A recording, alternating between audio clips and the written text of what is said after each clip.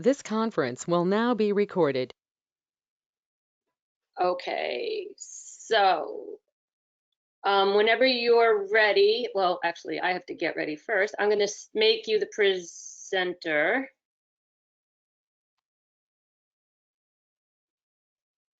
So everybody, thank you for coming back for part 2. I hope you all got the link. I'm assuming you did because nobody asked about it, but I sent you the recording link last night. And then the recorded link for today will go out either tonight or tomorrow, depending on how long it takes for GoToMeeting to process it. So I hope everybody also found the PDFs that Pete so graciously put on his webpage. In the chat box, there is a link to his site, hoofrehab.com, and you can download them there. So Pete, whenever you're ready, you could talk to us about how we're going to reverse these sinkers and rotated hooves. Yeah, and that's the general deal of yesterday, was how to recognize these problems, and today is what to do about it. And this, I want to talk about Dr. Taylor's 14 horse study. I'll show you that.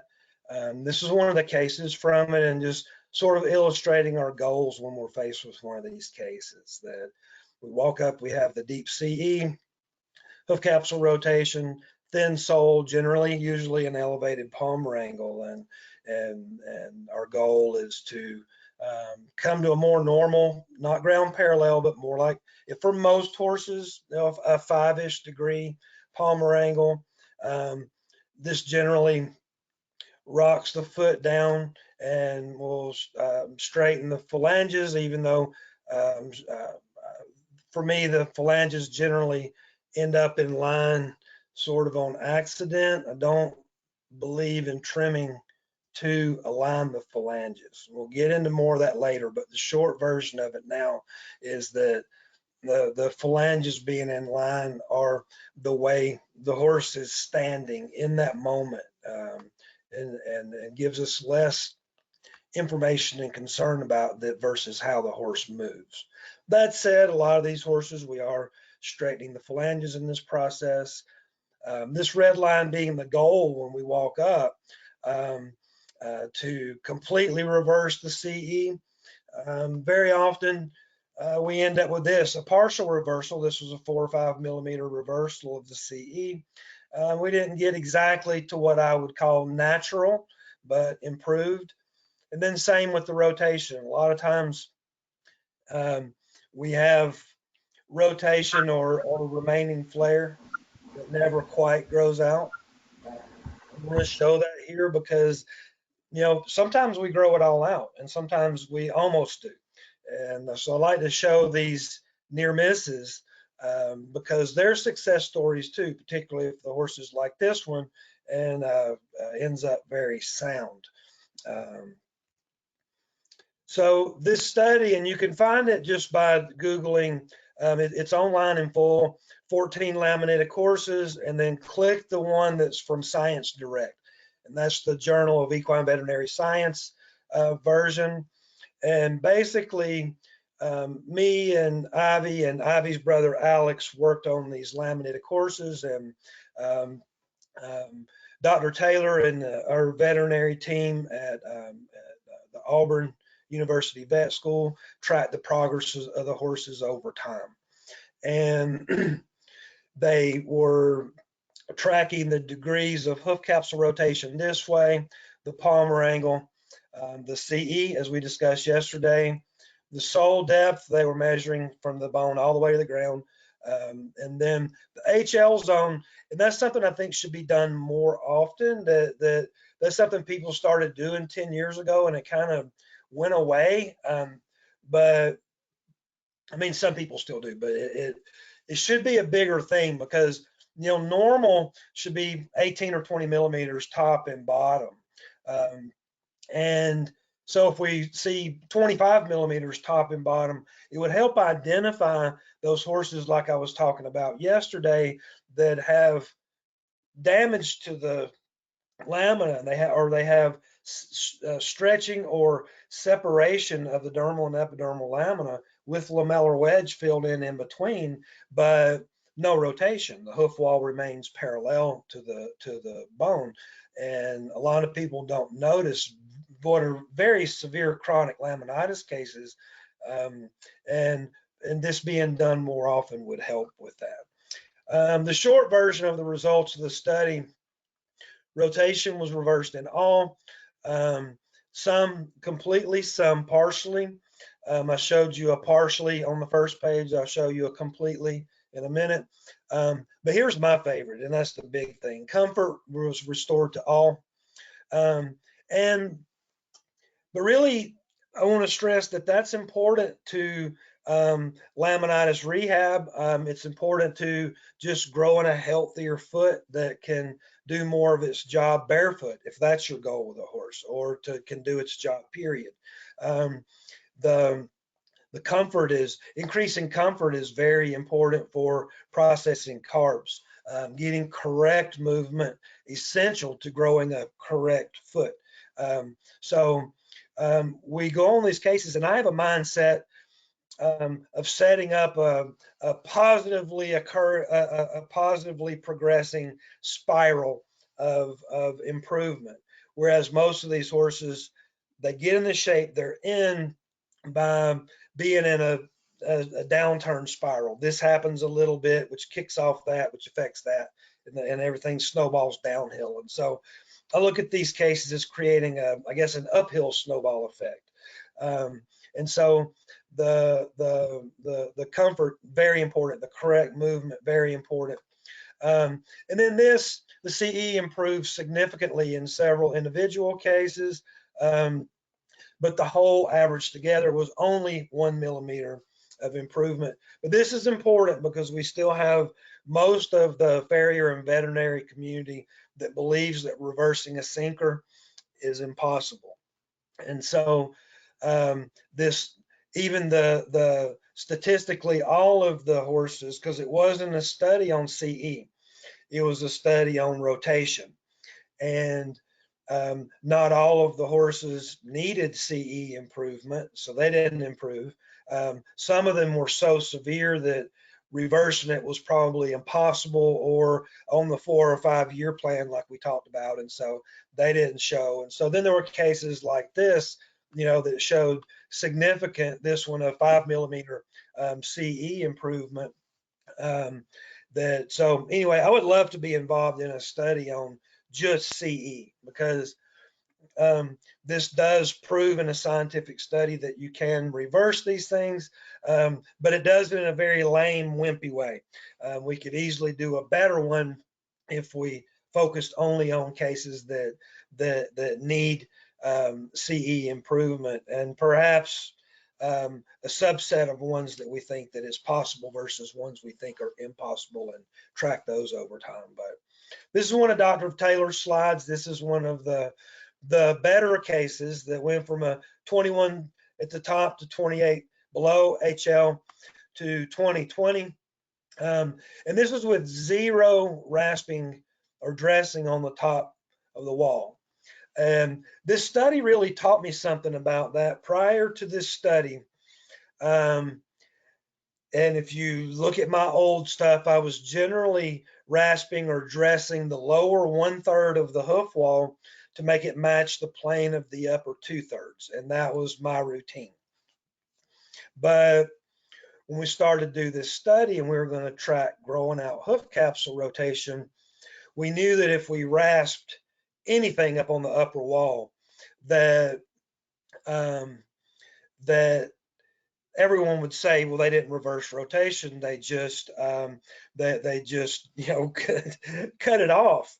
And so my thought at the time, so I said, okay, I was designing the study, and I said, all right, we're not going to do any top dressing that goes, above 1/4 of the way down, which can be a part of the Mustang roll, and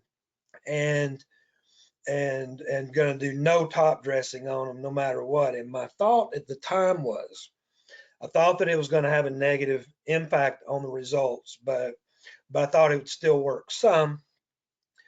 But what happened is it worked really well. And and prior to this study, I considered it normal for a horse with rotation for maybe 1 or 2 out of 10 to abscess at some point along the way. And none of these, well, actually 1 foot abscessed in the whole study. And it was a hind foot. And so none of them abscessed. Everything went great. And that's what really changed me over to more like I do today, is even being less likely to top dress. I think when we're top dressing the wall too much, and leaving only lamellar wedge to protect the internal structures, that the horse is just kicking a rock or stumbling and bruising the dermal lamina and causing problems. And so I'm a stickler for the breakover from underneath. But ever since this study, I do very, very little work from the top on most of these rotation cases. But here you can see, and this is our goal, we went from a 10-degree palmar angle to a 4, which is in, I call a range of normal, probably 3 to 5 degrees, with some outliers being perfectly normal at 8 degrees. I think it has a lot to do with the health of the lateral cartilage and how strong that coiled spring is I talked about yesterday. That's going to flex out flat at peak impact loads. And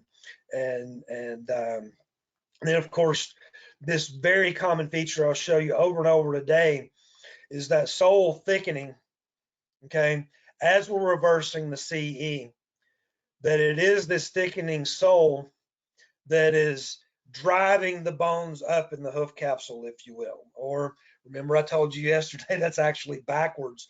You can maybe more accurately to look at it that we're loading the horse on the bones and the lateral cartilages and the digital cushions via the sole and the frog and the bars, and reducing the load on the hoof wall so that the coronet can relax down to a more normal position.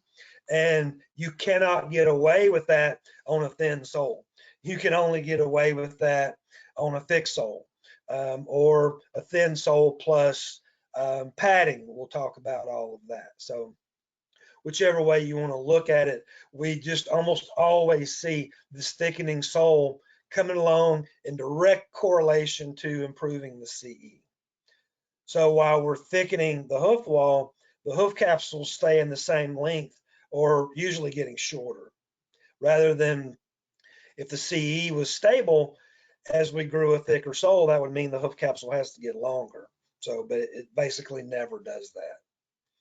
Another significant thing about this study, and it wasn't significant to me because I already knew this, but it floored the veterinary team that was working on it, was to realize that lamellar separation and lamellar wedge is not just a toe thing. It occurs everywhere around the foot.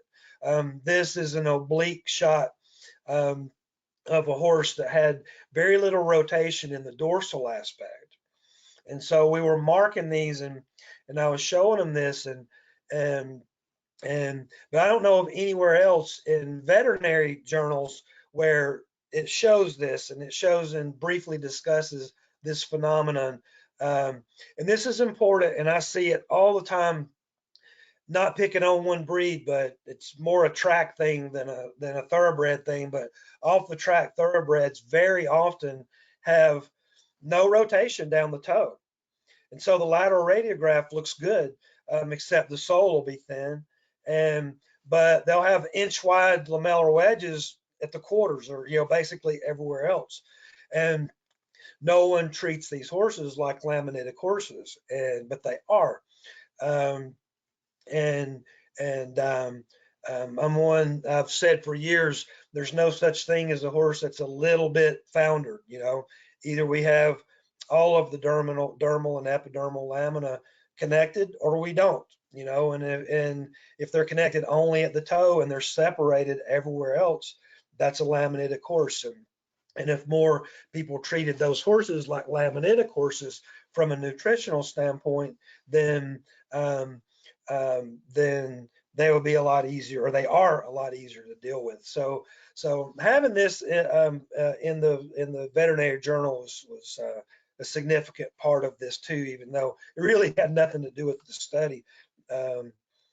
So I'm going to hit this stuff other than mechanics kind of briefly, but this is important. I really warn against going at these, laminated courses, rotations, sinkers on your own. The veterinary team, farrier team is very important. And I know we're living in the real world. I know that every one of you have worked on one by yourself without veterinary care, and so have I. But I feel like now I've worked with veterinarians so much on these cases that I honestly, whereas 20 years ago I felt almost better off on my own. Now I feel like I have both hands tied behind my back when I don't have a vet on board. We need, and hopefully I'm showing you in this thing, we need the radiographs. We need management of inflammation and pain. But maybe most importantly, we need the diagnosis.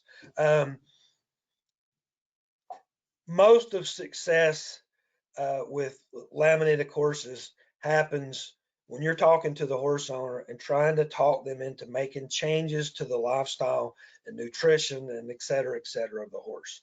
And this is difficult. You're all professionals here. You all already know this. But if you have a veterinary diagnosis that this is a laminated horse, it makes things way easier. Then that client can go research online and readily find all this information that you're trying to tell them to cut carbs and this and that that they need to do for their horse, and it raises it, in seriousness. And of course, even more so if we get an EMS, an insulin resistance, or a Cushing's diagnosis, and so then they can readily find that, okay, that horse, they go and research that every bite has to be 10% sugar plus starch combined. And then also, it becomes a very, very real thing that, treating, treating for Cushing's, but any ailment, absolutely any disease that a horse can have, weakened lamina, and thus all these mechanical factors are symptoms of basically every ailment that the horse can have. So if you've got the horse that's sick in some way and that's going untreated, you will find yourself doing your normal hoof thing that usually works, but now you're banging your head a wall because it doesn't work, because this horse has GI ulcers, or some other sickness, is a Lyme's case, and you're just beating your head against the wall and you don't know why. So again, get the veterinarian on board early and address these issues. Be a detective. I can't tell you how many times that I've been failing a horse and then dig and find out the neighbors are feeding the horse, and have the horse owner talk to the neighbors. Put up, this is a sign off one of my clients' fences. Have them put up signs, or go walk the fence line and find that there's acorns or persimmons or apples, or something the horse cherry bark, something the horse is eating that's causing these continued symptoms. The more of a stickler you are on this stuff, the more you will succeed. Okay. And then of course the overall nutritional profile of the horse. This is a 2-day clinic by itself, that you could get somebody way smarter than me to teach, but these are my basics that I'm doing. Is generally, I want all of my horses that are problem horses on the California Trace Plus, loose white salt. And then these are my two biggest early mistakes that I tend not to make anymore, is taking a lot of horses off of grass and putting them onto a hay diet, which is a good thing. But failing to supplement the vitamin E and vitamin A, which are and amino acids, and that are common, predominant, plentiful in green grass. But as soon as you cut grass's throat and make hay, these are going away. Okay, and then also prebiotics and probiotics. The years ago, I was working a lot of rescue cases that were underweight and laminitic, and a lot of them we couldn't get off, couldn't get on feed, couldn't get on their feet, having tremendous troubles. And finally, me or the vet or somebody would try probiotics, and the horse would turn. And I finally saw that enough times that I started bringing it in on routine, basically every case, every founder case, and every problem horse that are really, really big deal. So these, I'm going to spend the rest of the time talking about mechanics, but this veterinary aspect and the nutritional aspect, I don't want to underscore these. These are, I'm here to teach you about mechanics. The mechanics are 10% of success with these cases. The veterinary and nutritional aspect, probably 90%. So just because I'm spending all of my time talking about mechanics, don't think that I'm counting only on my mechanics to get these results that I'm showing you. Okay, mechanically speaking, and that's what I'm here for. Mechanically speaking, reversing a hoof capsule rotation or reversing a distal descent or improving a CE is a very, very simple 3-step process. All you got to do is unload the walls, protect the solar corium, and establish heel height by prioritizing flat and heel first impact. Okay, poof, boom, end of presentation. Except for the butts. And that's the problem, is this has a lot of butts. It is not as simple as all this. Well, it is that simple, but you have to understand how to do each of these. And so I'll approach, each of these individually. Number one, unload the walls.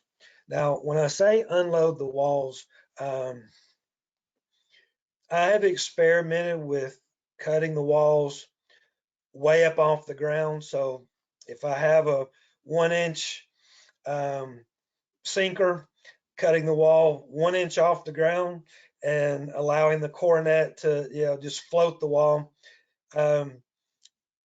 This had bad results. It made the horses lame. It made, I think it was just bruising the dermal lamina from not enough protection. Even in boots, I've tried this. Boots and pads, abscessing was more likely, and so that's not what I mean. So what I do mean is basically trimming the hoof walls to the level of the sole, and then putting a bevel or roll on the width of the wall from there. So that really, as the foot sinks into ground, we're probably getting some wall support. We're definitely carrying more of the weight on the sole and bars and frog. However you do it, just in concept, if you unload the walls and transfer that everywhere else, you unload the lamina. Okay, this removes all of the shear forces from the lamina. Okay. This allows the coronet to relax into a more natural, normal position surrounding the coffin bone. This allows the new growth of the hoof wall and the epidermal lamina to occur from the coronet down, that is well connected. Okay. So from the lamina standpoint, it's just a perfect method. Okay. The problem with it is here. Is that you just overloaded the solar corium. Now, there's some people that think the sole is supposed to bear all the weight. They're wrong. There's some people that think the hoof wall is supposed to bear all of the weight, and thus the horse should be hanging from the lamina. They're wrong.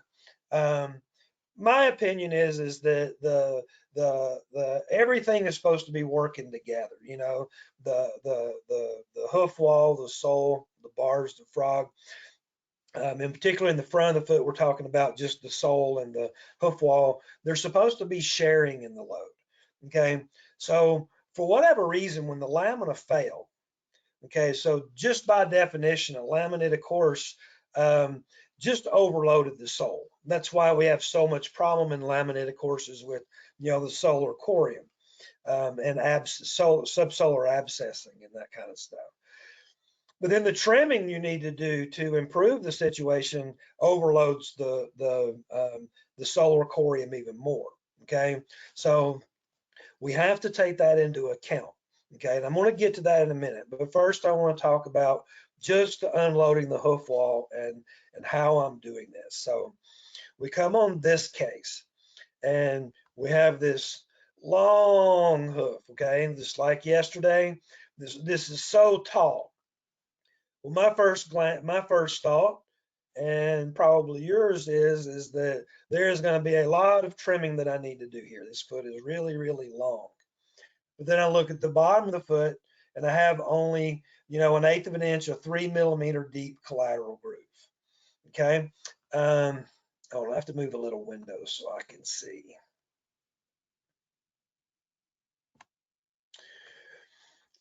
Okay, so still have to move the little window. It's really picky about where it goes. All right, I like that. All right, so unless there was a subsolar abscess and we're looking at a false sole, which remember I told you that may be one of the exceptions when the collateral groove will lie to you. Unless we have that happening, that means that we have a thin sole at the outer periphery. So if we have a long, tall hoof capsule, why aren't you changing? So if we have a long, tall hoof capsule and a thin sole, that automatically makes us know that we have a deep CE. Okay, that we have our coronet is migrated up the limb. We probably have all or part of P2 buried in this hoof capsule. Okay, so what I'm going to do here, and this was one I just had, you know, well, obviously I just pulled the shoes, and so I cut this hoof wall level with the sole and put a steep bevel to reduce the load on that hoof wall. And that's from 10 o'clock to 2 o'clock. Okay, I'll talk about the toe separately in a minute because I do treat these areas very differently. And so, but now I already had failed lamina. Now I reduced the load on the walls. Now I've got a thin sole, so I'm really worried about my solar corium. So I also have to protect the sole. That means pads. Definitely now I'm automatically put hoof armor on every thin sole I see. But sometimes I could be barefoot on yielding terrain. A lot of these horses, this one, in fact, had a turnout available with soft terrain. I actually didn't need to pad. He was comfortable post trim, and I set this horse up riding in boots and pads from day one and barefoot on soft terrain. Okay, but if I'd had more of an inflamed situation, the corium, you know, the horse was tender-footed and or I had a hard terrain or rocky turnout terrain, I would have gone to boot turnout or glue-ons or tape-on pad, something, but not barefoot in this situation. But I want to also highlight how this trim changes. All right, 4 months later, and you'll see a lot of these 4-month shots. I love it because you can really see what's going on. 4 months later, I've grown. This is slow 4 months, so it's probably through winter. Well, yeah, it is September through January. So it's a slow 4 months growth, but looks like that's what I've grown of well-connected wall. And you know, look how short the hoof capsule is now. Okay, so the hoof capsule's gotten shorter while now I have a 5/8 of an inch or 15 millimeter, if I place the straight edge across, not counting the hoof wall, from sole to sole, that's 15 millimeters down to the collateral groove at the apex of the frog. What that means is I've built a tremendous amount of sole. Well, I've built a 1/2 inch or 12 millimeters of sole thickness, to be exact, at the outer periphery, while making the hoof capsule shorter.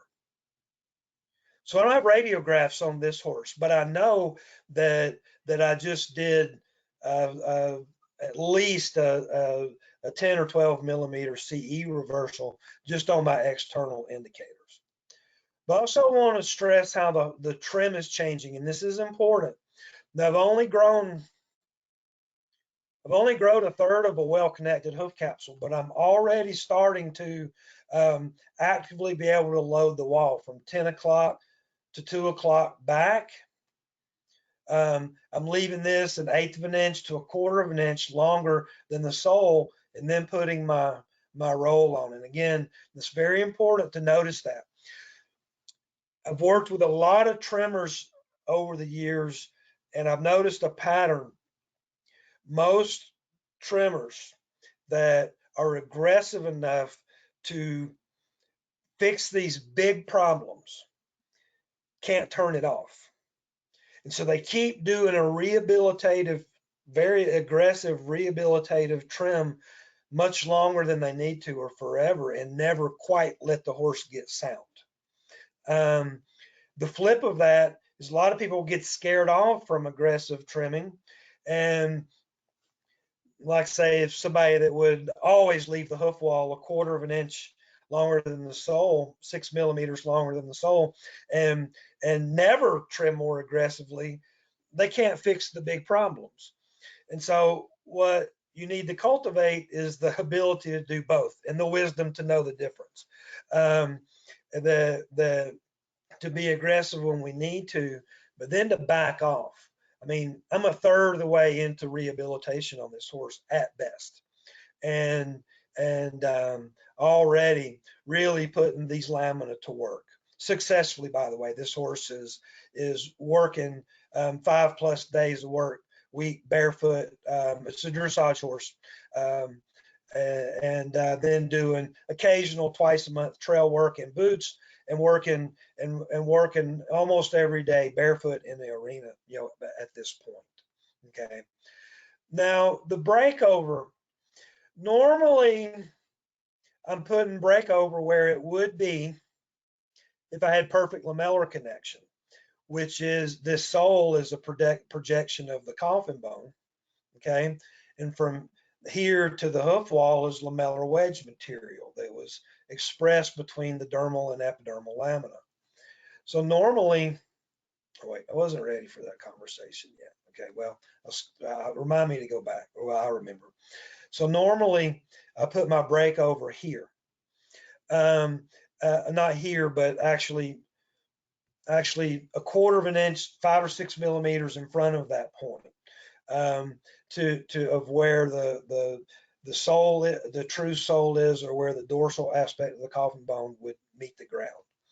But unless I think my sole is thin, okay, if I think my sole is thin, if I project the coffin bone to the ground, go forward 5 millimeters and put my breakover here, if my sole is thin, look how close my dermis is to the outdoors. That's going to cause bruising, abscessing, problems. Okay. So if I think my sole is thin, I automatically cheat my breakover forward about 10 or 12 millimeters, 1/2 an inch, just to give myself more room. Okay. Looking at it in a radiograph, again, and I've shown where the corium is here. And again, where I would normally put breakover, which is if I in line with the coffin bone, this would be your true sole. Okay, right here. And then all this area out here is lamellar wedge that was expressed between the dermal and epidermal lamina. I'll show you better pictures of this later if this is new to you. That if I put my breakover where I would with a thick sole, that is getting too close. okay, that you're going to cause problems. So just, if I suspect a thin sole, I don't have any scientific method for this. Just if you think your sole is thin, cheat your brake over forward by 10, 12 millimeters, by a half an inch, okay? So now, if we add anything to the foot, if we add a shoe, or I do this on my hoof boots too, that I modify my brake over, I'm still trimming out here, okay? I'm still worried about my mechanics and on the shoe or the boot floor, okay? That I don't want to trim so close. But I'm going to get my brake over back here where it's supposed to be. And then, by the way, I'm usually trimming the heels, not parallel to the coffin bone, but 3 degrees off, 3 degrees, simulating, my normal growth where I want to grow with a positive palmar angle. I'm usually modifying my boot or shoe treads this way too. Okay, so now let me back up. I forgot. Or actually, I talked about this at the wrong time yesterday, but understanding that the right roll varies with different terrains. Don't do this this roll where we have the hoof wall standing just longer than the sole, as well as a nice, beautifully concave sole. They're right for rocky terrain and dirt and arenas and racetracks, for a lot of it for pasture, okay?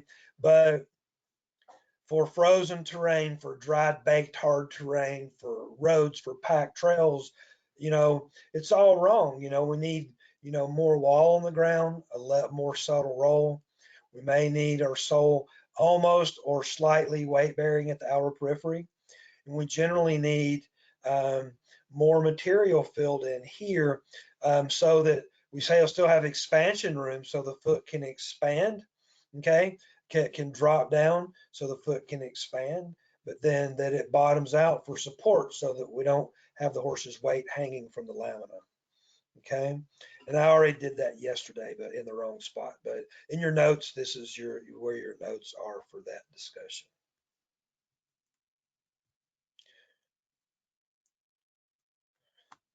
Okay, so this is another case like what I was talking about, that we're seeing, our deep CE, that as we improve the CE, we're thickening the sole at the same time. That over and over and over that I see this. I don't know exactly which one causes the other. They all work together, that I'm improving CE and thickening the sole at the same time, so that as I thicken the sole, in this case, a half an inch, 12 millimeters added to the length of the foot from the bottom, that translated to actually a shorter hoof capsule. Cool, yeah? Okay, protecting the solar corium. Okay, several things you need to understand about how to do that. Number one is just a basic principle. The sole must be either thick or protected, okay? Don't even think about a barefoot sole on rocky terrain or hard terrain. If the sole is thin, boot first and ask questions later.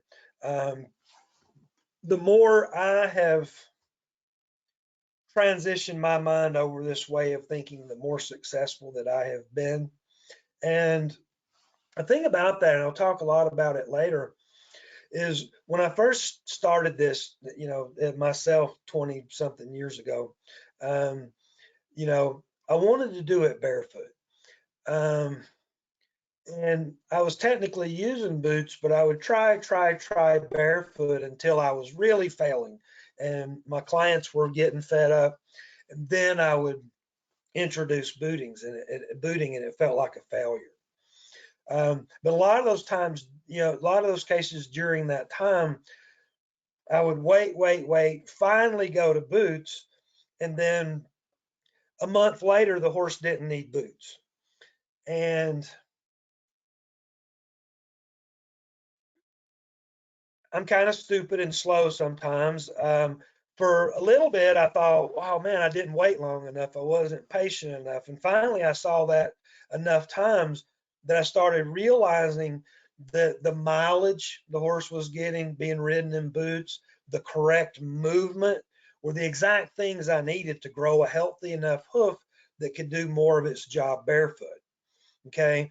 And so the earlier and the more commonly I started bringing boots in on day one, the more horses I ended up with that didn't need boots.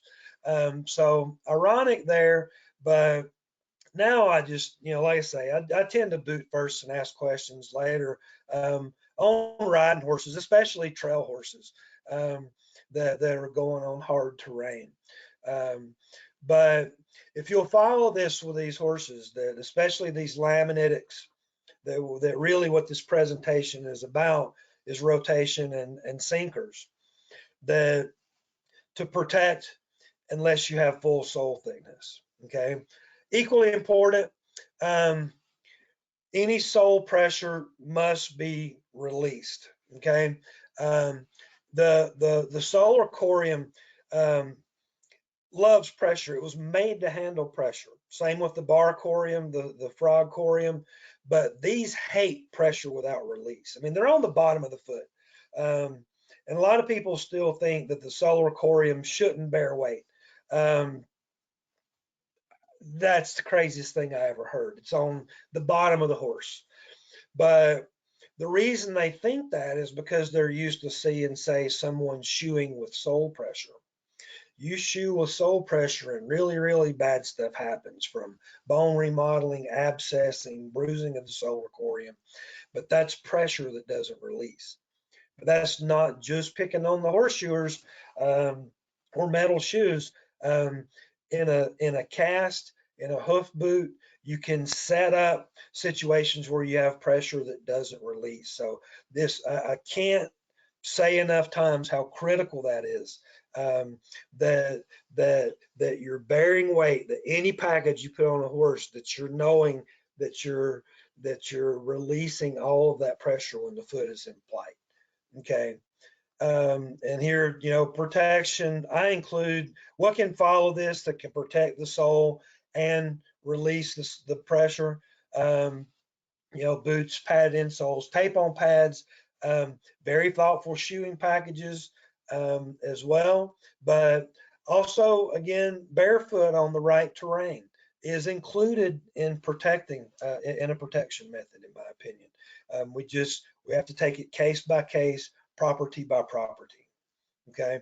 My favorite boot, now I commonly use the Easy Boot Clouds if I have a real severe lameness case that I think is going to change a lot over the next few months. So a lot of times I'll do my first set of boots on a really hard case in Easy Boot Clouds, and then fit a set of Easy Boot gloves. These remain my favorite, but I'm not here to push any particular brand. Everybody's got their favorites. That's fine. The truth is, the reason why no group can settle in on what is the best boot is because the truth is, whatever boot brand or model fits the horse best, the individual, that's the best boot for that horse. That's the truth. So that gets into what I like about the gloves is they're the most modifiable. I can carry, gloves in every size and glove shells in every size in my truck. And of course I carry clouds in every size in my truck, but that accommodates almost every horse. I mean, it is extraordinarily rare that I'll come up upon a horse that I can't get a performance fit with because I can modify these so much. So this is one that this wasn't even a founder foot. This is a hind foot on a Tennessee Walker that was number 0 wide and number 2 long. And so, I did the toe slot and heat fitted this, added power straps after this, modified the breakover on this horse. and then added, it's not shown here, this was mid-fit, but then a padded insole as well. It worked very well. I do like the newer soft gaiters with the wide strap that they make now, way better than this armored gaiter shown here. That new gaiter is 10 times the gaiter, or 3 times the gaiter that one was. My favorite permanent shoe, if I need a fixed shoe, remains the same, the glove shell. Heat fit, I like it best for the same reasons. Both of these and these modifications, you can go on this article on our website, and it details these modifications. But I've tried a lot of the other methods of glue-ons and applications. These remain my favorite because all of the attachment is up on top, and there's a tremendous amount of surface area. I can make these stay on. I can rely on these better than anything else that I've tried. I can leave the arch in the foot from front to back, and everything's flexible enough that can flex the way it's supposed to. And then I can unload parts of the wall if I want to. I can unload the entire hoof wall if I want to, and load everything on the sole, frog, and bars, and completely unload the hoof wall, except right at the heels. I never do that. But and there's not another shoeing method that I have seen that I can achieve that with. They basically create a hoof boot that stays on for 6 weeks, that has hoof boot mechanics, and because that's what I really am, as a boot guy. The hoof boot is the best way to protect the soles while relieving the walls enough to reverse a deep CE or a hoof capsule rotation. You just can't beat a boot for that. And so that's why I like this shoeing method, best for that too. But you have your own way to do it, but that's what I do, and that's why. Okay. Again, I already touched on, it's amazing to me that so much stock, decisions are made on heel height trimming based on the way the horse stands, on the standing palmar angle, the standing phalangeal alignment. People making all of these major decisions on how the horse stands. But I noticed a long time ago that horses don't tend to wound themselves, wreck themselves while they're standing still. They tend to wreck themselves while they're moving. The flip of that is they also heal themselves while they're moving. And that's why the movement aspect is so important. That's why, booting a riding horse makes it much quicker and much more likely that it won't need boots. It's the more mileage, the correct movement that forges that foot that someday may do all or part of its job barefoot. But it's the same when we're talking about the extreme of growing out a rotation or a sinker. That getting that correct movement and increasing movement is everything. Okay, so we got to think about that in the booting, but also in our trim. Being sure that I get when I watch a horse move, I'm looking for a heel first impact. I'm looking for a flat impact at the walk. Okay, and at any gait faster than a walk, including maybe a really animated fast walk, I'm looking for a slightly heel first impact. Okay, and I guess that's the natural way they're supposed to go. But the real reason is to understand that when horses hurt on the bottom of the foot, they, especially on the front feet, they tend to, their most common way to compensate is to land on their toes. When a horse is landing on its toes, you put all of your stress on the lamina, all of your stress on the solar corium. and you make the reversing of CE and the improvement, the reversing of a rotation, basically impossible. You just cannot do it. You have to get the getting the horse loading flat to heel first is the most important aspect that you can do to improve these cases. Okay, so instead of all this focus on palmar angle while the horse is standing on the radiograph block, we need to shift our focus more to our impact, how the horse is loading the foot. That's what makes the most difference. Okay, so this horse, this is the same horse, and this is this was a 9-month duration. So I'm coming in, I'm seeing this horse for the first time, and there's a deep fungal infection that's going, all the way up to here. It's going 10 millimeters up into the hide on this horse of infection. If I touch the horse with my finger right here, I'm getting a pain reaction. If I trim the heels down like this one is, like the horse is 9 months later, so that he's down here with the frog, this horse is going to do nothing but go around on its tiptoes. And if the horse runs around on its tiptoes for the next 9 months, guess what? My frog is going to look exactly like this in 10 months. It takes frog impact to make the frog become like this. So that means that I need to leave this heel longer. Okay, so this horse 9 months later has about a 3-degree palmar angle. This horse here, standing here, has about a 15, maybe an 18-degree palmar angle. And I'm going to pretty much leave it like this for now. I'm going to show you, I'm not ready yet, but I'm going to show you more detailed trim pictures on this case a little later in the presentation.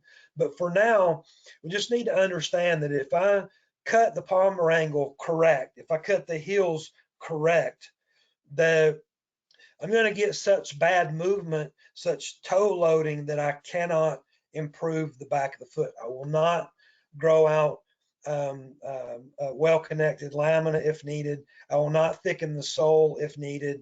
I will not reverse a CE if needed. I will not improve the back of the foot. That's needed. We can tell from this picture. Okay, so that's how I think of my heel height. Is basically I want to trim the heels as low as I can. I would stop a 3-ish degree palmar angle is as low as I ever want one to trim one. But short of that, I want to trim as low as possible without causing toe first impact or lameness. Okay, so all that said, I want to back up and just talk about the theory of growing out rotation for a second. This is our standard setup. We would recognize it because we would have maybe a 40 millimeter deep CE in the back of the foot, a 0 or a 3 degree in the front of the foot. Millimeter deep CE. That's going to show us we have not enough material in the front, too much material in the back. That's this elevated palmar angle. Okay, looking at our upper growth, sometimes we can trust. But then our frog location, again, is going to be here, and there's going to be so much foot out in front of the apex of the frog that's going to show us that we have the rotation. Maybe we can see this difference between the sole that was expressed from the bottom of the coffin bone versus the lamellar wedge, which was expressed between the dermal and the epidermal lamina. Very often we can see the difference between that at ground level. So we should be starting to put all this together and recognize this situation when we see it. Of course, get radiographs, okay? It takes the guesswork out. And then we project in our mind this future foot that we hope that we want to grow. We want to grow this well-connected lamina. We want to build the missing sole as we get the palmar angle more correct. So that's theory world, okay? These look like this. Here's another 4-month case. And if you can see 4 months in, You can see when I started, I've got just almost no well-connected wall. But then over here, 4 months later, I've grown a well-connected wall halfway down. As that's happening, you see your difference between sole and lamellar wedge, okay, versus the sole and the lamellar wedge.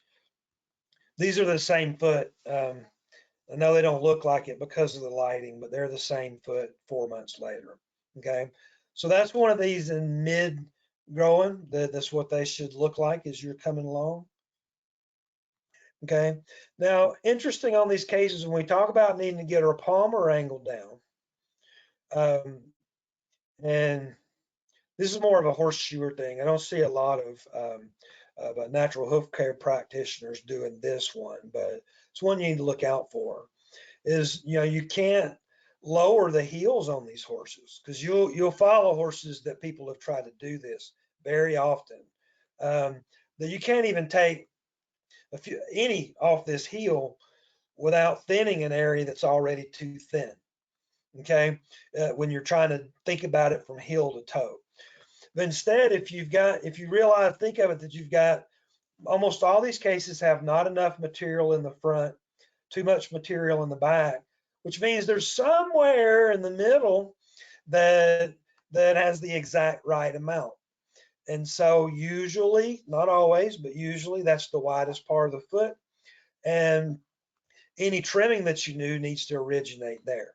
So that's one, just should be trimming 101 we talked about yesterday, is you only trim stuff that's too long or too thick, right? If it's not too long or too thick, you need to do something else to it or nothing at all, but don't cut things off of it. And so that means that in the real world, we want to think about this dash line, and that's a projected some future ideal in our head.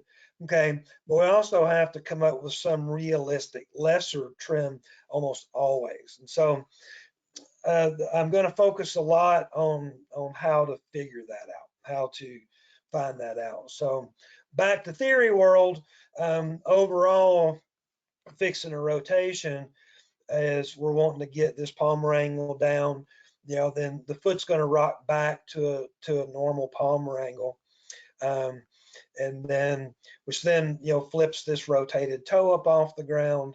Now, a lot of people are recommending to cut this red line, and that's a feel-good trim, then take a radiograph of that and pat yourself on the back. We just fixed the foundered horse in one trim. But as I kind of mentioned earlier, this is a major mistake for several reasons. Number one, I already mentioned, the lamellar wedge is made of the same thing as the hoof wall. It's made of keratin, but it doesn't have the density or the organizational structure of good hoof wall. So it's not as good an armor. So if I'm using lamellar wedge up on top for padding the dermal lamina, just from the horse kicking a rock, or stepping on himself, then I figure I need double thickness of lamellar wedge. Okay, so my trim is going to be on out here, where I'm using some lamellar wedge, some hoof wall, and that I'm leaving this out here. And the reason a lot of people teach to trim this way is that they worry that this old growth will pull the new growth out with it. If you keep your breakover right, it doesn't. Okay, I've done this on hundreds of cases, leaving more of this material out here for padding protection. Now, I'm a stickler for breakover from the bottom of the foot, but leave this armor up on top. Okay, so if things go well, you will have 4 months later, like the picture I just showed you, you will have grown your hoof down. Hopefully you're filling in the sole here. I still won't be cutting this dash line. I'll be getting closer. I may be doing a trim like this here. I have kind of a fiendish reason for leaving this bit of material here as well. Remember I said that most of your success for these cases is going to be your ability to get the horse owner to make nutritional and sometimes medical changes for the horse. So they've spent money, they've made changes, they've done work.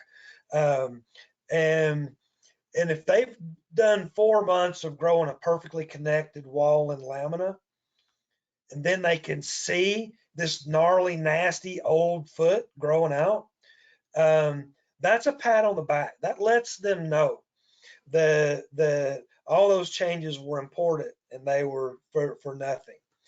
If you're trimming this dashed line and you made the foot look perfect on day one, you know, it's going to be harder for you to get those changes you need to actually fix the problem. So you're creating a false sense of security for the horse owner right when you need to be scaring them into change. And so that's my sort of ulterior dastardly motive of wanting to leave, you know, make my new growth be highlighted by how nasty the old growth looks. And I call this my foot and other guys' foot sometimes as well. Here's another case like that, another 4-month duration. And you may be getting bored of these. I don't. This is my favorite time to take pictures of them and watching that well-connected growth as it comes down, as the lamellar wedge is getting narrower. If things continue to go well, then you grow your perfect lamellar connection all the way down. You achieve your nice sole thickness. You achieve your 3 to 5 degree palmar angle, you know, over time. And then you'll be able to recognize that. And so we'll usually see your 12 millimeter collateral groove height at the apex of the frog, you know, 20 to 25 millimeter collateral groove depth at the back of the foot as most common. So by this question of how much can we trim today, we look at these hooves and we should be able to know that that's some future ideal, but what can we get away with today? Okay, this, in my opinion, the art here with heel height trimming is what separates the masters from the hacks, if you will. This is the easiest area to mess up. This is the area I put the most tremendous amount of thought into, is getting this heel height right. So we're going to spend a lot of time with that here. But I want to get into the why of it. So I want to think about a foot that's being loaded flat, that's hitting peak load flat, impact slightly heel first, and then rocking down. You got this nice thick sole on here, and that's distributing the weight all across the corium. Okay, the mechanics of this are beautiful. The hoof wall is connected all the way around by a nice, well-connected lamina. The hoof wall is on the ground, sharing in the load. We've got the corium. All of it is working together as a unit to help support the horse. Every bit of the corium from the coronary papilla down is working as one solid unit when this stuff is working correctly. Okay, it's just an engineering marvel to me. I never get tired of thinking about it and looking at it and touching it. But when the heels are too high, all that good weight distribution just flies out the window. Now we put a tremendous amount of force on the hoof wall at the toe, all of the horse's impact force that transfers a tremendous amount of stress to the dermal lamina in the front. And then worst is, and this is where we get the worst breakdowns. This is going to be your biggest cause of your sinkers, in my opinion. And then, you know, our solar corium takes a terrible beating. And that's what, if you're going to have trouble with a rotation, and like the question yesterday, you know, is how much rotation scares you or doesn't scare you and all that. I'm not scared of what's going on at the lamina. in the way I do things and my current knowledge and ability, I have a very strong tendency not to have trouble with the lamina once I get my hands on the horse. Okay. But if I'm going to have trouble, I'm going to have trouble right here. Okay. And so, high heels just do this and they take away all that good mechanic. That's why club-footed horses almost always have bone loss and ski tipping. There's just this, crazy amount of pressure and breakdown that's going on, in the solar corium here at the toe. Okay. So that has led a lot of people to come and say, okay, well, we need to whack all the heels off these horses. Okay.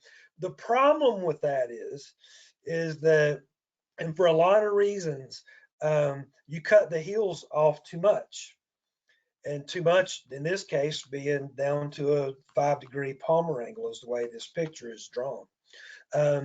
If you cut the heels down too much can mean that you have thrush, okay, or you have a weak digital cushion, or you just had the frog jacked up off the ground for so long that it's just this, soft, mushy thing that can't bear weight. And so somebody comes along and chops the heels off and it just can't take it. Your internal structures, your digital cushion have atrophied or didn't develop.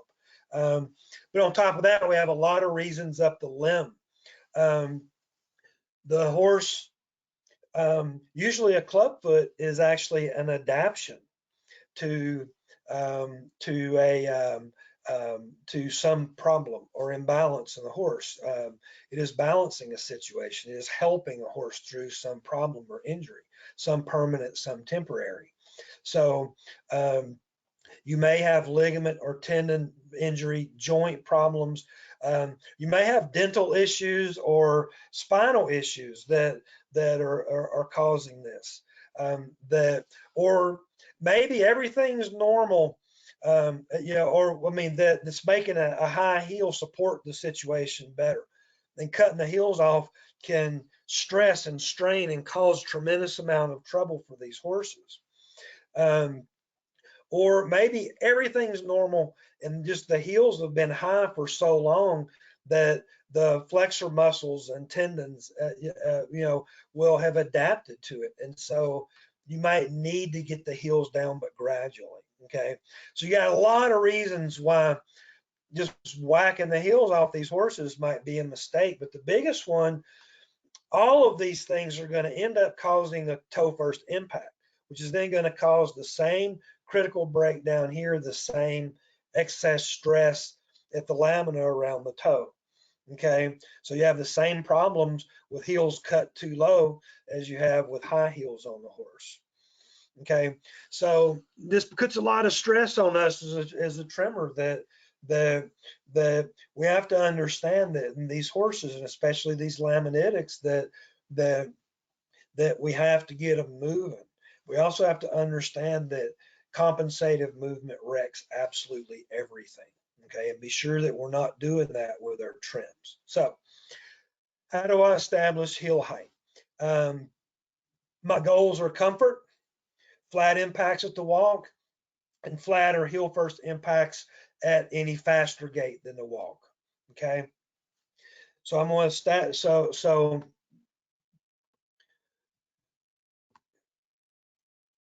I had to move a little thing that got in my way. So these are the criteria I use to keep me from messing up here. Number one, I guess partially I use the sole as a guide. At least there's really not anything that will make me trim a sole beyond its natural 12 to 15 millimeter thickness. So at the back, and then the lowest I would trim the heels is to that sole plane. I have a much stronger tendency to leave the heels 2 or 3 millimeters, 1/8 of an inch longer than the sole plane at the heel. So at least as far as that's the lowest I would cut it, I'm partially using the sole as a guide. However, I might leave the heels longer than that Okay, so I'm only using the sole as a guide, that's the lowest I would trim. And this comes up important because a lot of horses may have an elevated palmar angle because they have a normal sole thickness at the back of the foot and a thin sole at the front of the foot. And we have people that have taught to immediately create a normal palmar angle by making the sole also thin at the back of the foot. Okay, don't do that. The reason, or a big reason not to do that, is you're going to cause so much lameness. The horse is going to just go around on its toes anyway. So in motion, you didn't lower the palmar angle, you elevated the palmar angle in motion. And that's what I'm trying to get you to do, is to prioritize the impact and peak load mechanics over the standing still mechanics. Okay. Now, I put a lot of stock in stance and movement. I'll kind of talk about those together. And like, say I'm walking up to a horse with a long heel and a 15-degree palmar angle. And I'm trying to evaluate how much heel I can get off. Am I looking at a club foot that needs to permanently keep that that higher heel? Am I looking at a high heel that is temporary, that I need to work down over time while doing therapy to a problem that's happening in the horse? Or is this horse just begging, somebody, please cut this high heel off of me one time. I promise I'll never ask you to do it again. And so basically, how do you tell the difference between a high heel and a club foot? And you get clues from the stance and the movement. If I walk up to a horse with a 15-degree palmar angle that is stretched out in a founder stance, and it's moving with its feet out in front of him, and it's never breaking over and extending the hind feet far enough back, it's just keeping the front limbs out front all the time. Okay, that's showing me the horse is begging for a lower heel. That's showing me that I have the flexor laxity, I have the joint mobility, I have everything in place for a lower heel except a low heel. So if the other factors are in place, I'm probably going to cut that horse down to a normal palmar angle on day one. Just, I don't care if I'm cutting off, 2 inches of heel. It's going to lean me much more aggressive. The flip side of that, if I'm seeing the horse standing like a goat on a rock with his front feet behind the vertical, if I'm seeing a short stride, a toe first impact, a horse not completing stride, not straightening the front limbs, then be careful. That's going to be a horse that's probably going to react very badly to having the heels cut off. That's going to make me and be a danger.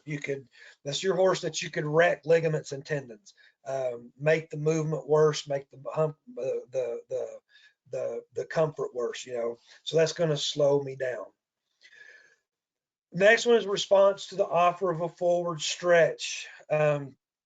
With this, and I've got videos of this I'm going to show you. Are the flexor muscles loosey-goosey and are they tight and knotted up?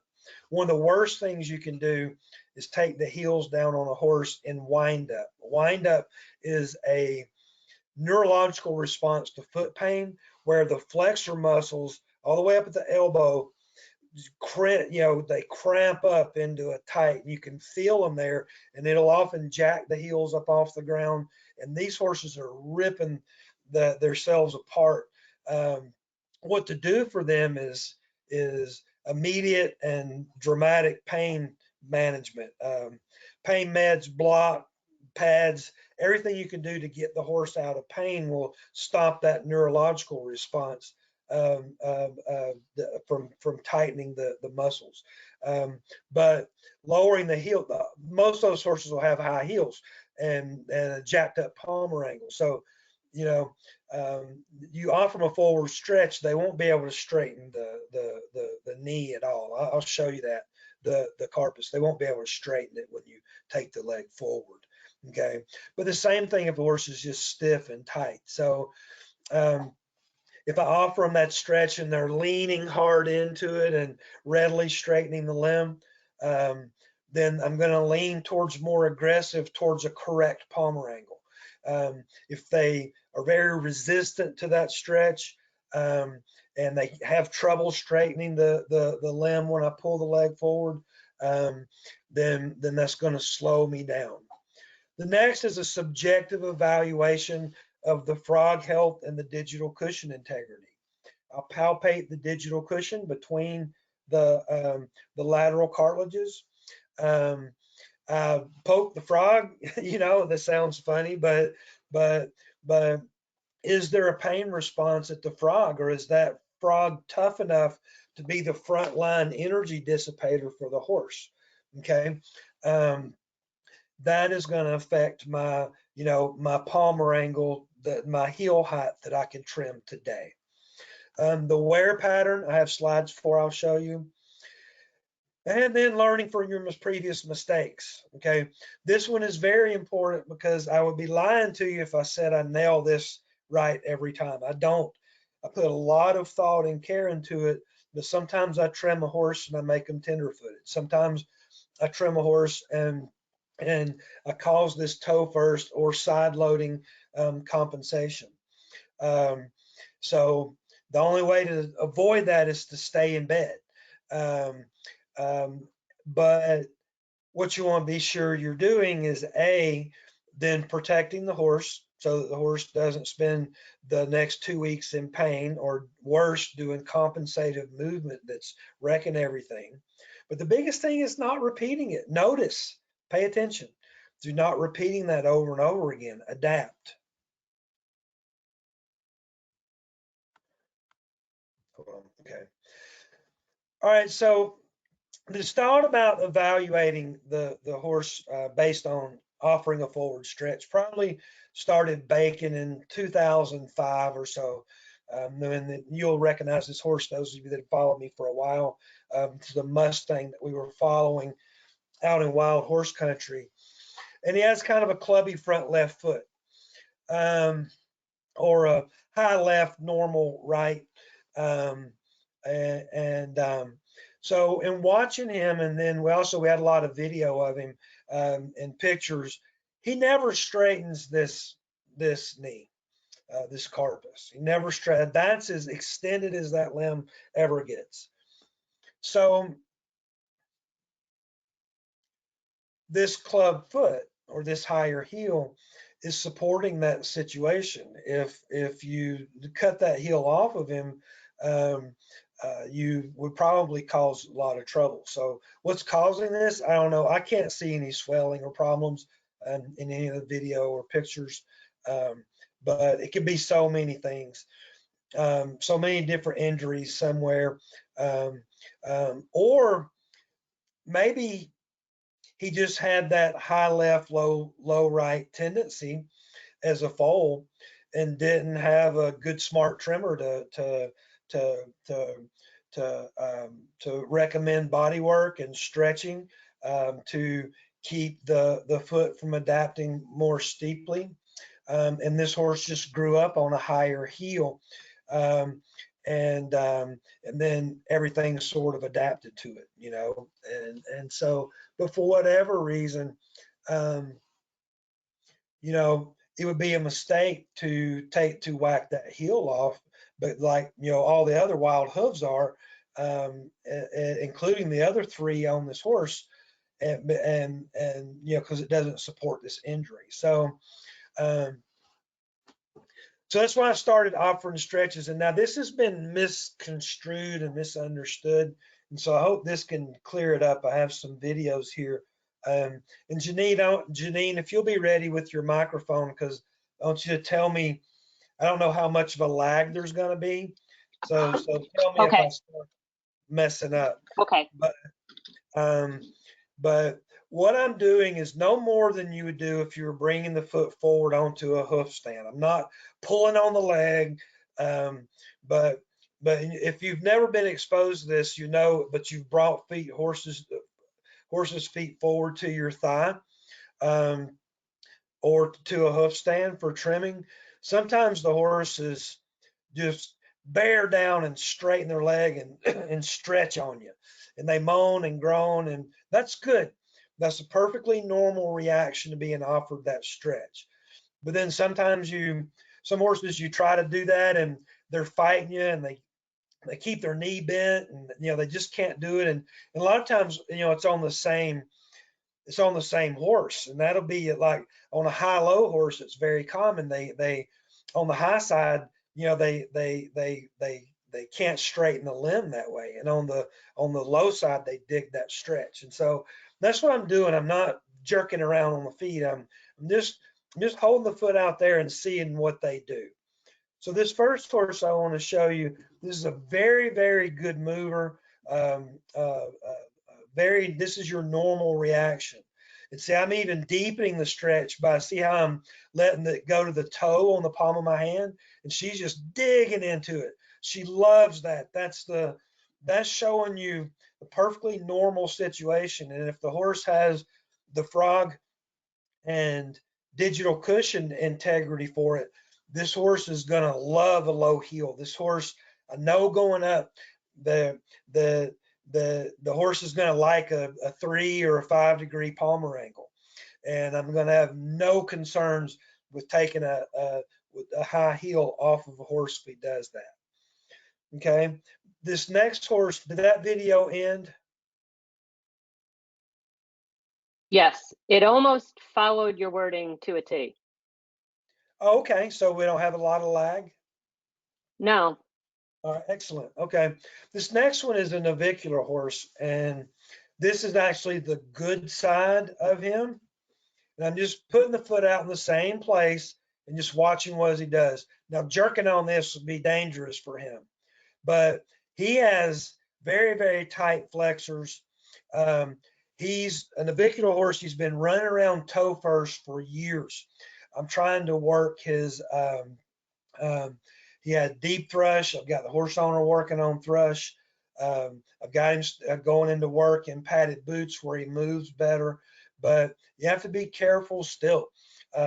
He can't straighten that knee. It's very tight. So I'm recommending the owner massage of the flexors, of the flexor muscles, of offering that stretch on a routine basis.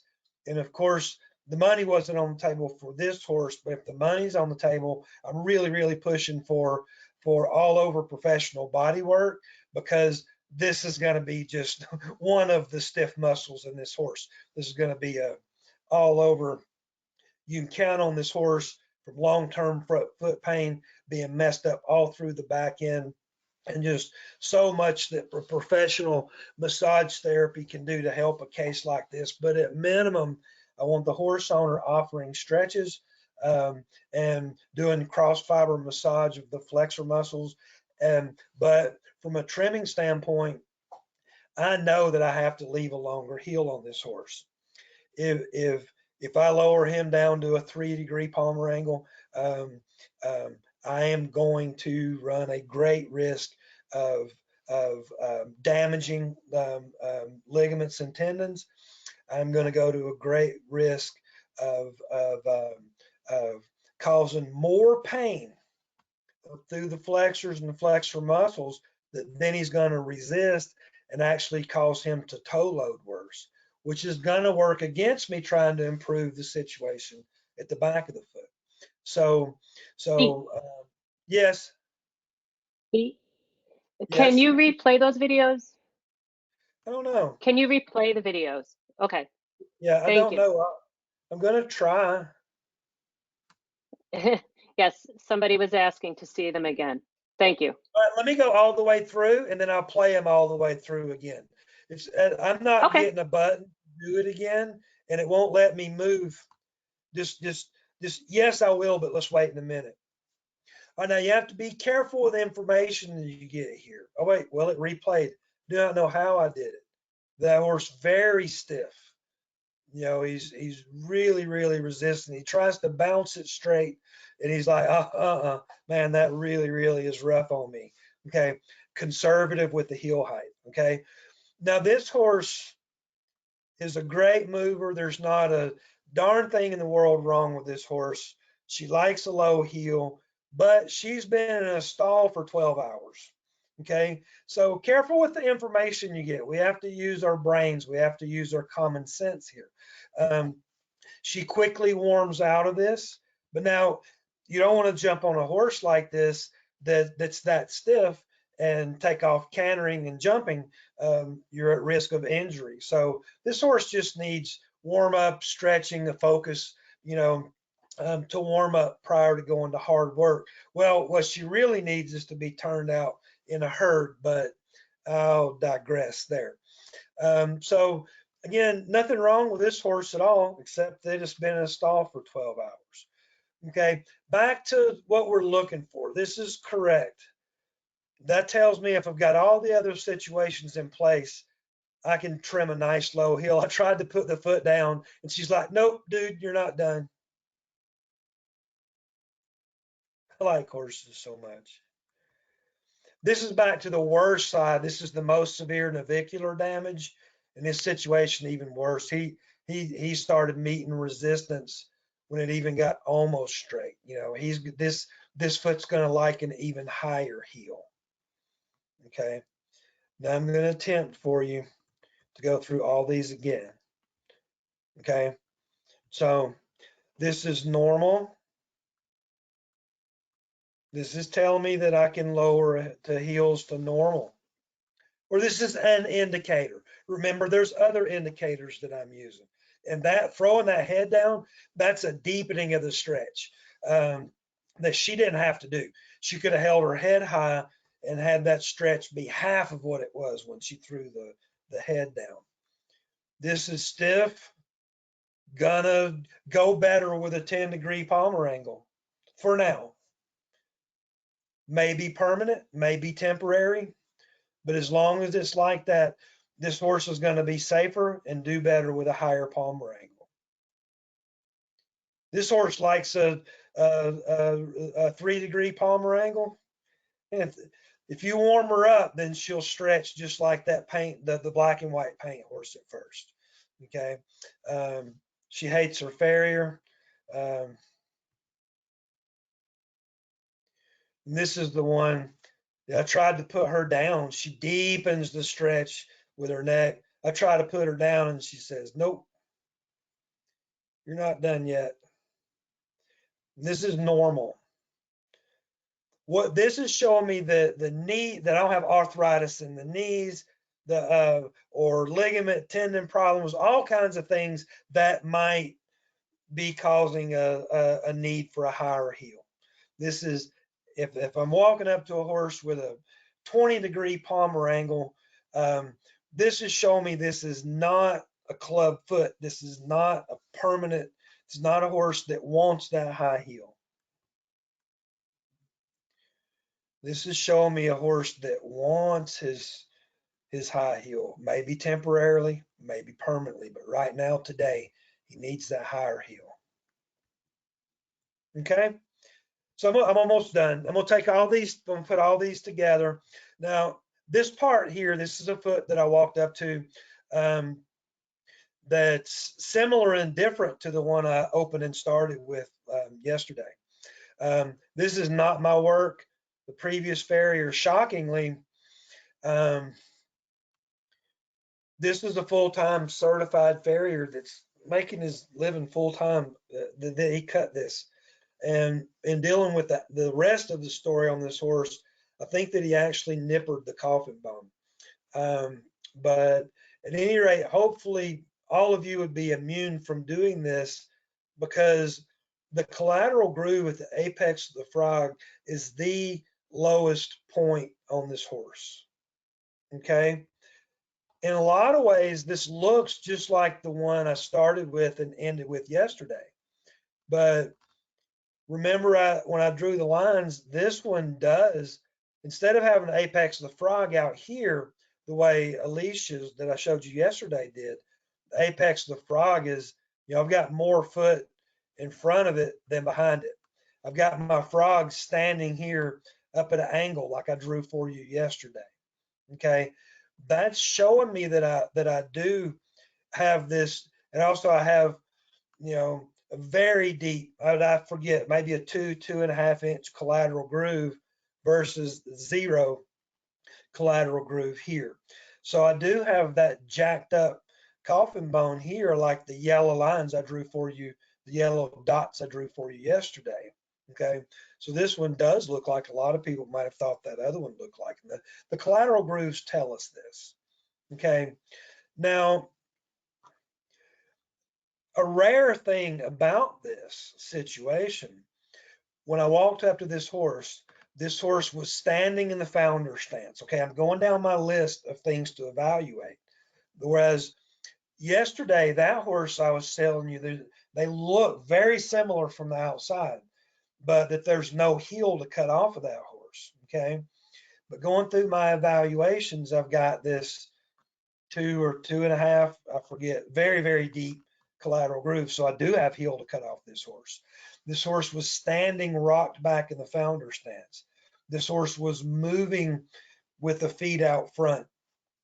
These are going to lean me towards, you know, being more aggressive with the palmar angle. Okay. And in fact, I would have come to a normal palmar angle except this situation. We have such a deep thrush infection in the collateral sulci and the central sulci. And this horse is in excruciating pain just to touch this frog. Okay. And so I went somewhere in between. Now, if the horse had been moving stiff and upright, standing goat on a rock, and had reacted and couldn't straighten the leg on the forward, offer the forward stretch, I wouldn't have left all that heel. My trim would start where at that line where in front of it I'm too thin, behind it I'm too thick, just like on the line drawings. And I would taper this back, 6 millimeters, 1/4 of an inch, and just started the process, okay, of starting to rock him down. And I would have done massage and stretching and while doing thrush treatment and tried to work this heel and palmar angle down gradually over time, okay? If the frog hadn't been so sensitive, I would have come all the way to a 3 or 5 degree palmar angle, which would have been a 18 or 20 millimeter deep collateral groove at the deepest point beside the bars.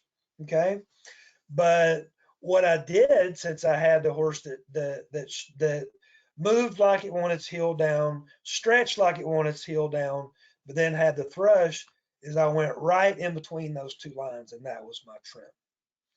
So now, regardless of my decision, when I put the foot down, my chin races to the ground, and I'm making sure the horse can load that. Because one of the biggest mistakes you could do is get done and have the heel floating up off the ground. So standing and movement, then I walk him around, move him, and make sure he's loading this instead of being rocked up. If it's rocked up, I went too far.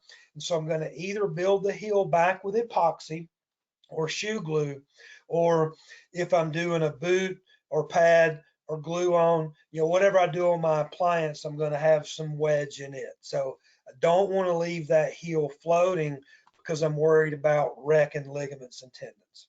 Okay. And so and I'm like that with curly toed horses too. I always start at the heels based on radiographs if I have them, but most importantly on the collateral grooves. And then once you get the heels done first, then what to do at the toe becomes more obvious. And so you can see, it's easy to see that this is our extra and that this is our projected new growth. This is our missing material. Again, harder to believe that someone 2 weeks ago, I forgot to tell you that, cut that plane right there, a professional. Makes me sick. Anyway, that's why I do things like this presentation, trying to stop that. You see that we're very much in the situation that I drew here, except I don't have as much well-connected growth. All right, the wear pattern. I pay attention to all of these factors, and especially when I'm starting a new horse or if I'm seeing some problem, I'll put the horse through all these paces. But day in and day out, on new cases, and especially on cases that have been in my care, I put a tremendous amount of stock in the wear pattern. And that's because it's like when I move a horse and watch him move and evaluate, I can only watch them before trim and after trim. And I only watch them on the terrain that I choose to walk them on. But when you're reading a wear pattern, you're seeing an average of how they move throughout the whole trim cycle, on all the terrain they moved on in the whole trim cycle. And so to me, the more you can develop your skills on reading the wear pattern and having that affect your trim, the better results that you'll get. Now, I already talked about from a medial lateral standpoint, and doing that taught me so much of finding that usually I have a more loaded side of the foot that I need to listen to, and a less loaded side of the foot that always needs to be trimmed to match the more loaded side of the foot.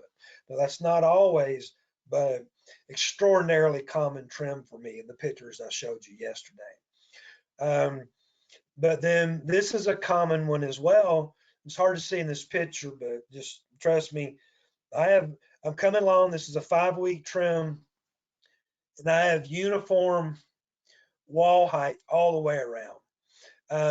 Sometimes, and from 10 o'clock to 2 o'clock, because I focus more on breakover in my trimming, sometimes I may have my breakover still more established. I may not have hoof walls standing taller than the sole like this, and I still consider it uniform hoof wear because I know that I'm trimming the breakover more.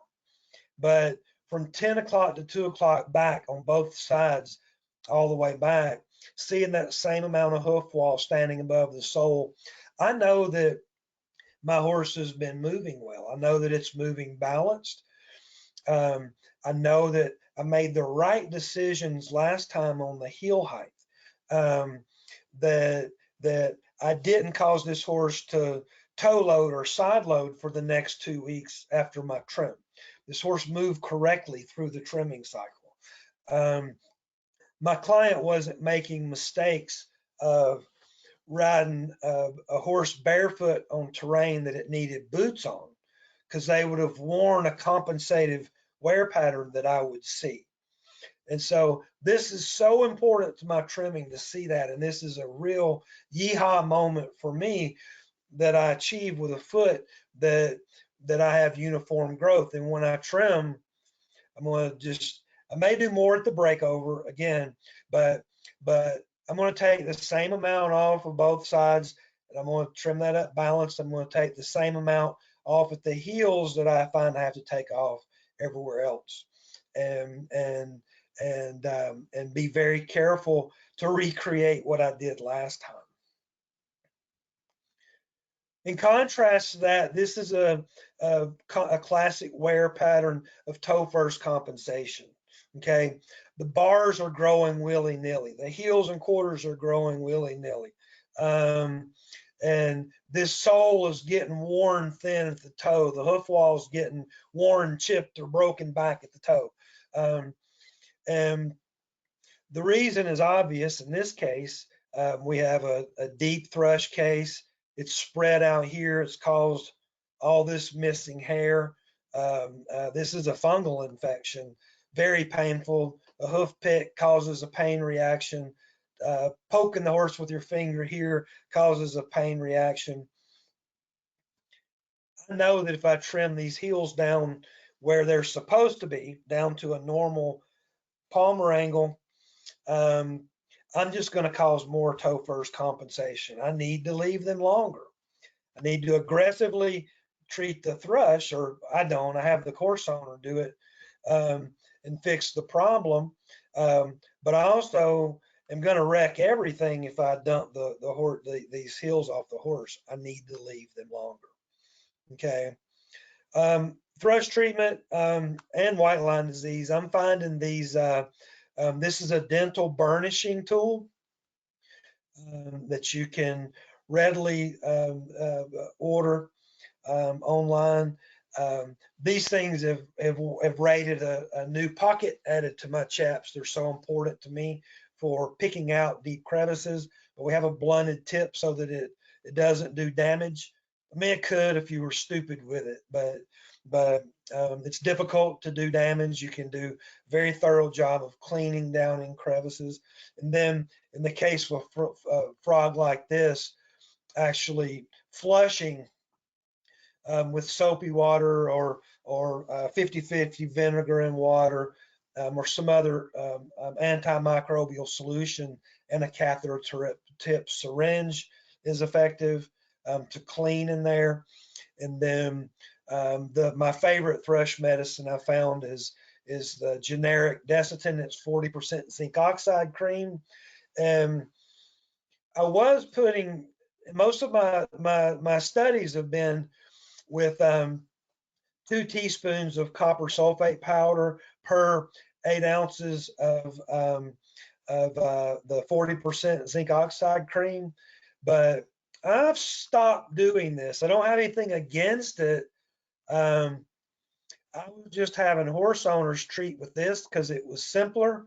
And then I was treating with this when I trimmed, and I was seeing great results. And so I stopped putting this in. I need to do a side-by-side study to see if the copper sulfate is helping me, and I will someday maybe.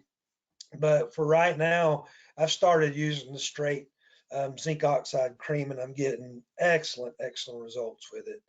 I'm getting these results with it. This was a January to May, so a 4-month case that I had deep collateral sulcus and central sulcus infections. And you can see by the weak uncalloused frog, well, I had a shoe on too, but the horse just isn't using this at all, versus how much callousing we have here, that in 4 months, how much, I got this frog working.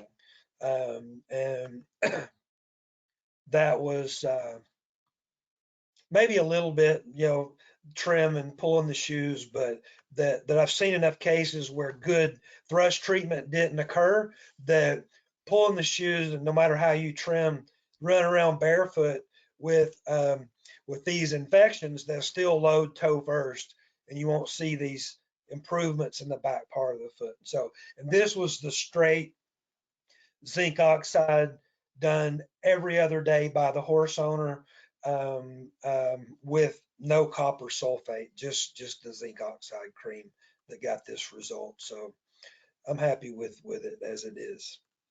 Okay, when I leave heels higher, I want to talk about that. This is a different foot, but and this one doesn't have anything wrong with the frog except wet Appalachian weather. But I actually leave this horse with a higher heel. This horse has an injury and reduced mobility of the carpus. It can't fully straighten the carpus, the knee, and it has bony deposits there, and it just goes better with a longer heel. Again, offering that forward stretch would show me this on day one. I don't have to screw up and then try to figure out why I made the horse lame. Offering that forward stretch while I'm making these decisions are going to show me this. But when I decide a horse, for whatever reason, whether it's because of thrush or a ligament tendon problem or a joint problem, if I decide a horse needs a longer heel, I'm leaving that length at the heel wall junction.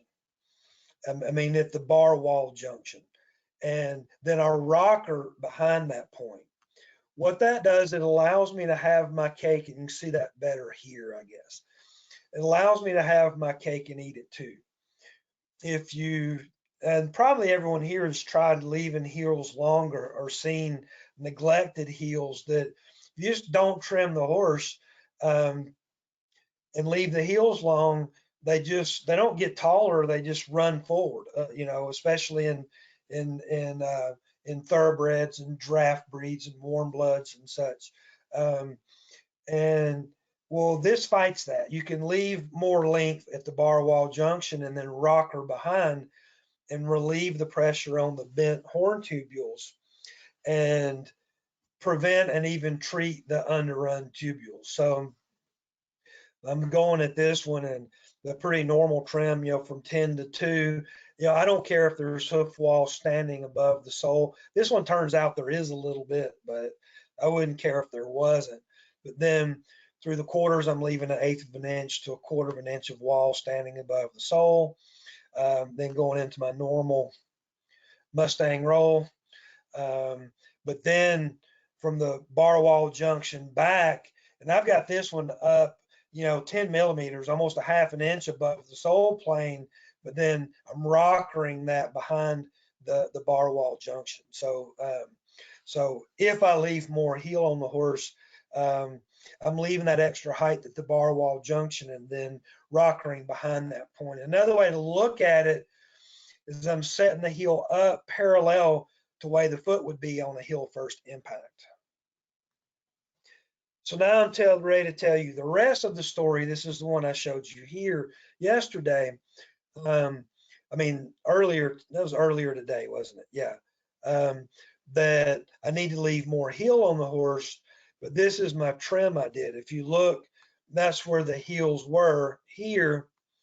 And so I wish I had left that dirty to illustrate more, but I did not change the heel height at the bar wall junction. I left all of the heel height at the bar wall junction and then rocker behind that point. Okay. The result was that I relieved the pressure on this sensitive frog enough that the horse moved flat at the walk and slightly heel first at the trot in its turnout environment. Okay, I put the horse on retreating the thrush. Okay, now here we are 2 months later. I think this is on a 5-week schedule. I think this was 10 weeks later. The horse owner has been doing a good job. You can see where that was split way up into here, and we're healing. This is also with straight Desitin, no copper sulfate in it. Healing that thrush well. The experienced eye will be able to tell by the callousing here that even though I've got a higher heel, this horse has been loading well. This uniform, it's the same foot pre-trim. Okay, I know it doesn't look like it, but that's seconds apart, same spot, same trim, just different lighting angle. Then I've got that uniform wear pattern. It's a very good news moment for me. Now I've still got the heels up higher than this frog, and but my frog is healing. It's no longer sensitive to touch, no longer sensitive to dragging a hoof pick through it. Okay, I'm seeing a nice uniform wear pattern. So I'm not going to do a lot of change here. Okay, looks like probably I'm loading more on this side. And so I'm probably going to, from a balance standpoint, do no trimming on this side, maybe touch the Mustang roll a bit, but preserve all of the height. And then probably going to take a millimeter or so off the height here and on this and do my Mustang roll here, but maybe a slight roll on the heels. But I'm happy. I'm right here. This horse was loading toe first, and I'm trying. And this horse though is loading correctly, and so I'm not wanting to change anything. And so this also I stopped the horse owner from treating. No, there's nowhere. This is open. No more thrush treatments necessary. Now fast forward from March to October. My frog is almost doubled in width. And see, now I'm trimming my heels to the frog height. Now I've got a 3 or a 5 degree palmar angle. Okay. But I just want you to understand that here I had a A 3 or 5 degree, or actually here I had a flat impact, even though the horse is standing here, I probably had a 15 degree palmar angle standing here at the wall. But if I achieved a flat impact, I had a 0 degree impact and peak load. Okay, same here. Okay, but if I had trimmed to frog height back then, if I had trimmed to a 3 degree palmar angle then, I promise you that the frog would not look like this in October. It would still look like this, or maybe like this, because I wouldn't have been, it was the correct movement and the use of the frog starting pretty passive, but as those heels sunk in the terrain, he was moving right, callousing and using this frog. Okay. Very, very important to me that folks understand this. The least bit of too aggressive right here, and you won't make progress. And so I have a number 8 rule number. Number 8 is don't forget number 7. That's the most important one. The biggest reason for that is the right or the correct heel height is a moving target. This is constantly changing. We need to reevaluate these at every trim so that we can make progress. Okay, so aside from what I already talked about, you're not going to nail this perfect every time. The only sin, in my opinion, is not noticing when you don't and not making corrections when you don't. It's not a sin to make this mistake, because like I say, the only way to avoid making that mistake is staying in bed, or to be so paralyzed by fear of making a horse tenderfooted or compensate that you'd be rendered ineffective as a trimmer. You're going to make that mistake. Just don't repeat it. And then don't ever fall in the habit and think you know how high a horse's heel needs to be, because this is going to change. Hopefully it's going to be changing in a good way, like this one did. But something may occur, it may be changing in a bad way, and you need to be noticing that as well. Okay. An extension of don't fall into habit is we see weird stuff. Okay. Anomalies come along. You think you know what that situation is. Look at this. This one's going to shock you. It shocked me. Okay.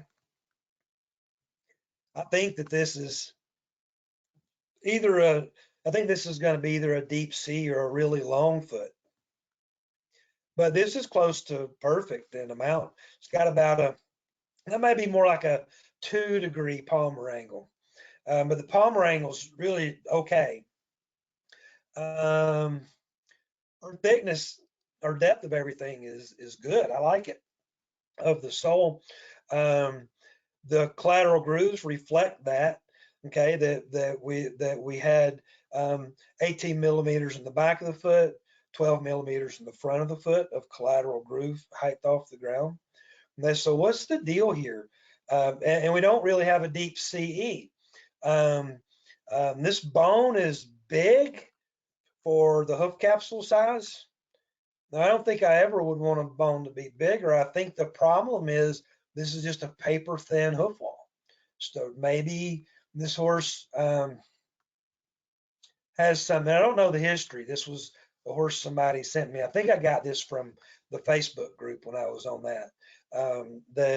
This horse had it. So if you're going to do anything to improve the situation here, it's probably to think nutritionally and medically about why this horse is growing such a wimpy, weak, thin hoof wall. Okay, but it's very deceiving. So if anything, our CE might be reversed 5 millimeters, but if anything, from this conversation, we have a deep CE in the back of the foot. Remember, looking at the radiograph, we definitely don't want to take heel off this horse. Okay, even though so many people are going to look at this and think that you do. But actually, what we need to do is, if anything, is hope that this coronet relaxes, down to normal, which is here at this yellow line over time. Okay, so it's one of the biggest things that I always hope to leave people with is think. Think Don't fall into habit. No such thing as a good habit. And I'll leave because this one's fun for me. This is my last thing I want to show you. It's my first one, 2001. I had reversed some CEs prior, but I didn't fully understand the situation, I don't think, and this is the first one that I proved with radiographs. And again, you see that same motif all the time as as the sole thickens, the CE improves. What a freaked out boy I was in 2001. I never get tired of showing that off. Done so many since, but nothing like the first. And then looking at this foot, the you see the sole versus lamellar wedge, and you know the just only a couple of millimeters of collateral groove depth here. Um, you know, normal collateral groove depth back here. Again, a heel that doesn't really need to come down, but the CE that needs to reverse. Okay, and that's it. And well, that one was almost 2 hours too. Oh, the book thing reminds me. By popular demand, we have hardback books ordered. So we paid for them. I don't know when they're going to come, but the hardback is coming back. We also are ordering more softbacks too. The reason we changed from softback to begin with was the shipping charges went up for international um, for anything over 4 pounds, and the hardbacks were like 4.2 pounds, and the softbacks were 3.8 pounds, and there was, I forget, like an $80 difference in shipping overseas. And so that's why we started making softbacks to begin with. I hated it. I always did. I always wanted the book in hardback. And so this time we ordered both. And so we have the softback for the cheaper shipping overseas, and we have the hardbacks for everyone else. Janine, can you hear me? Yes. Let me have you back. Okay, so let's take a potty break again until 10 after the hour. I have 5 after the hour before the hour by my watch. We'll take a break Okay. until 10 after the hour, and then I'll do question answer session. Okay, sounds good. Thank you. Mhm.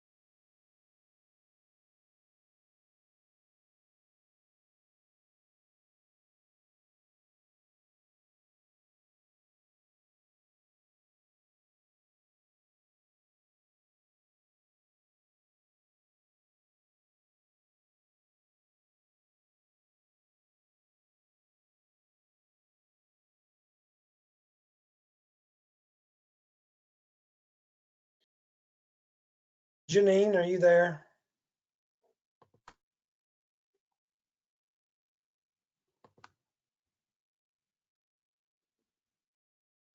Just can't get good help. Did you get abandoned, Pete? This is, oh, hey, man. I'm trying to figure out, I can't see. I'm just still struggling with this program. I get along with Zoom, it turns out, better. I'm trying to be able to read the chat things and then see pictures at the same time. But just because I want to be able to see myself in case, like, I write on the whiteboard or something, I got to see if I'm in frame. Yeah, That unfortunately, I think unless you close the chat, you won't be able to see yourself. was good Is enough. I that- didn't need somebody to tell me I can't, and then I can accept that and move on. Yeah, I think you can close chat and see yourself. You know, you can open it, I guess, read your question, close it up. If you have to go to the whiteboard, then you can see yourself over there. All right, I can Because do that was that. the only way I could see myself on camera was to have chat closed. Yeah. All right, I got it. Hey, I'm back. Yes, Sorry, I walked really far away for the headphones. I wasn't talking bad about you. Okay.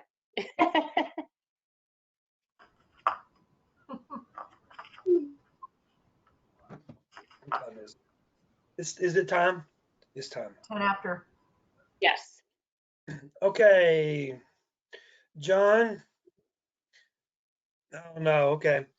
Yesterday you mentioned Bob Bowker's study with ball bearings suggested as evidence of the bars growing forward. Can you recall where this was written up? It was not written up, and in fact, he has lost them.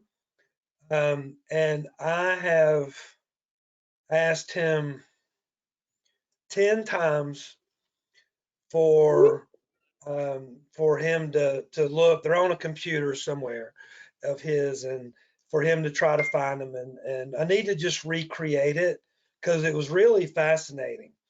But I'll tell you about it the best that I can. What we did first, we were doing dissections, and I don't remember who noticed that the pigment of the sole was doing this, but on horses with pigment in the sole. I hope you can see me. I can't see myself, but I need to do hand motions to describe this. The pigment in the sole, we would find a piece of pigment like on an Appaloosa or a paint that had spots on the sole. We would find some pigment out close to the white line, anywhere on the foot, and track it back, just basically cut deeper, deeper, deeper on a cadaver until it got to the corium. And every time you took a slice, it would be further back, and the pigment was coming from the bar corium and well, in the sole corium along the frog, and any pigment on the bottom of the foot.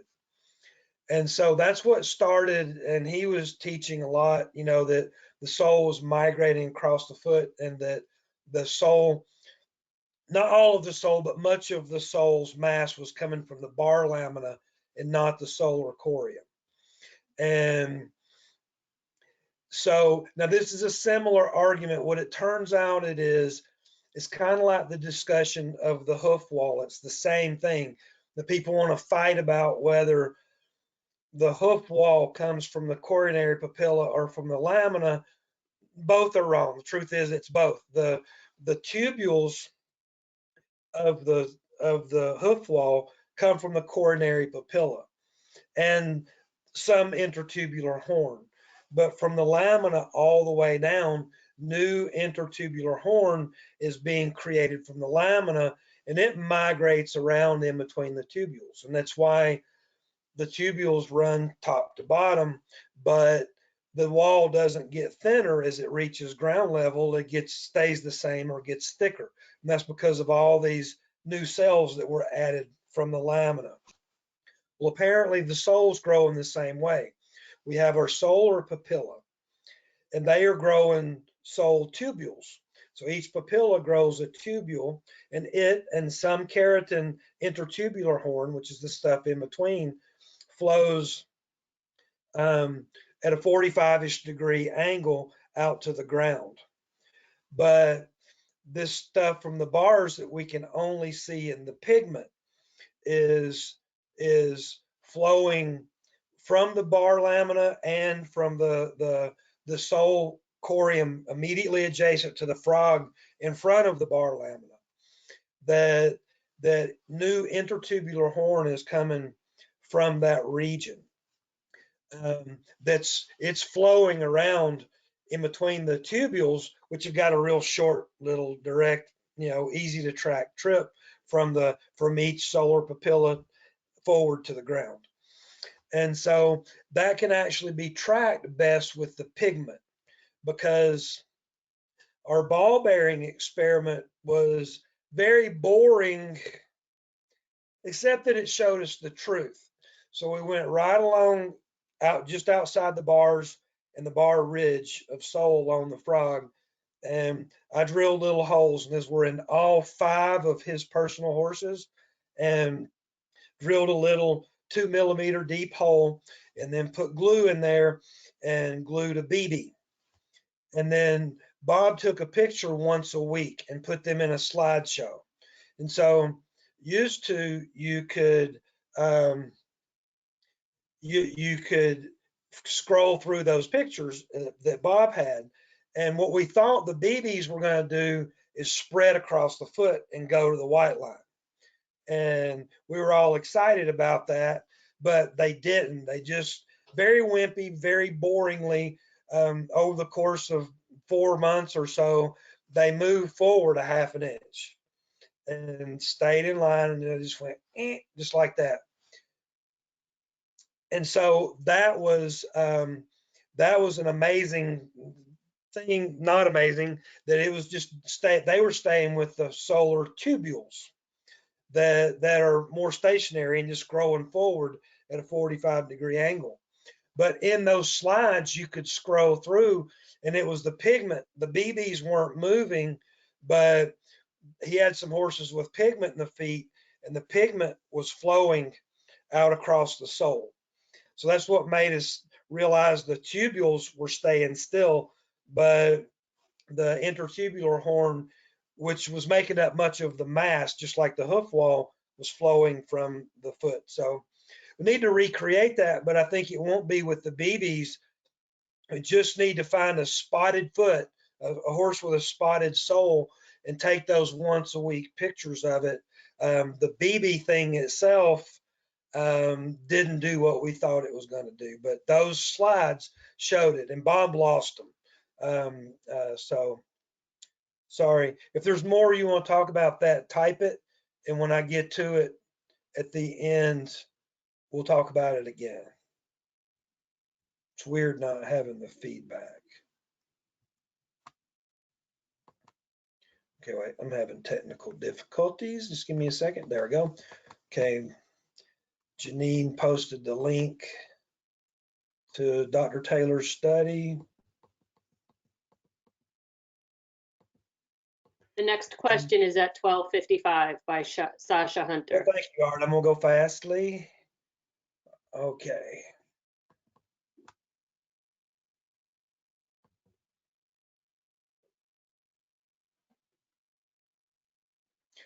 Sasha, does offering a forward stretch correlate to hind feet heel height in any way? That's a very, very, very good question, because I don't know the answer to it. So your brain has gone a step ahead of mine. I don't find hind feet that I need to elevate the palmar angle on or leave a higher heel on. Should I? I don't know. Is it a mistake I'm making? I don't know. Is there information we could gather from that that would make us smarter trimmers in the back of the foot or for the hind feet? I don't know. Maybe that's your job to figure that out and teach me.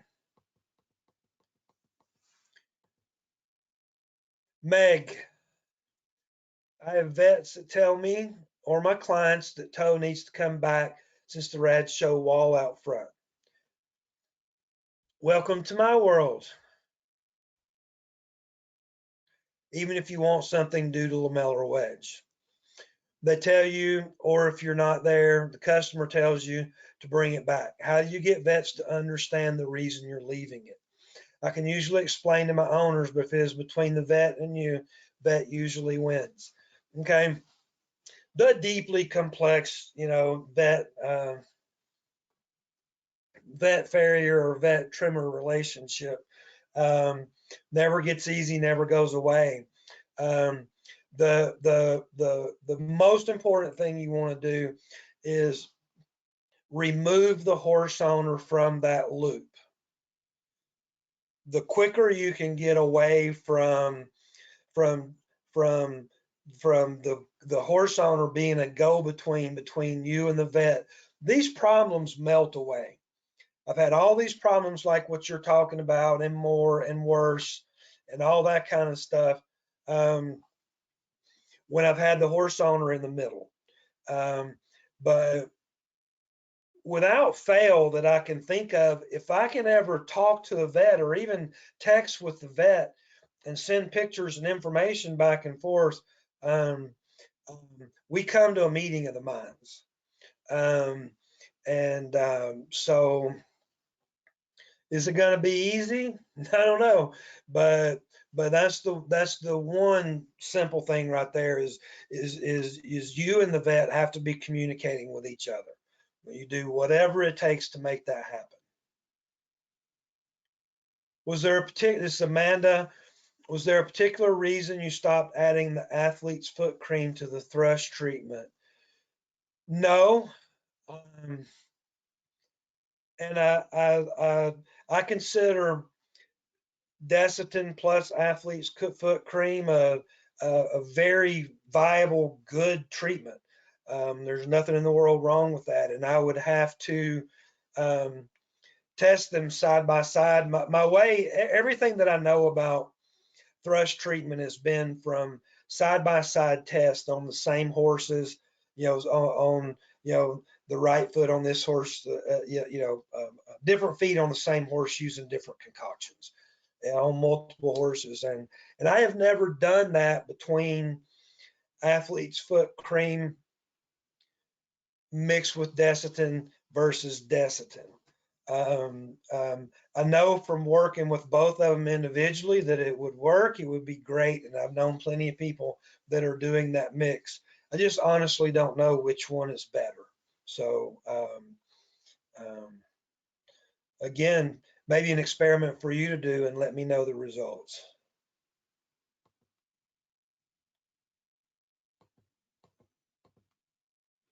Thank you.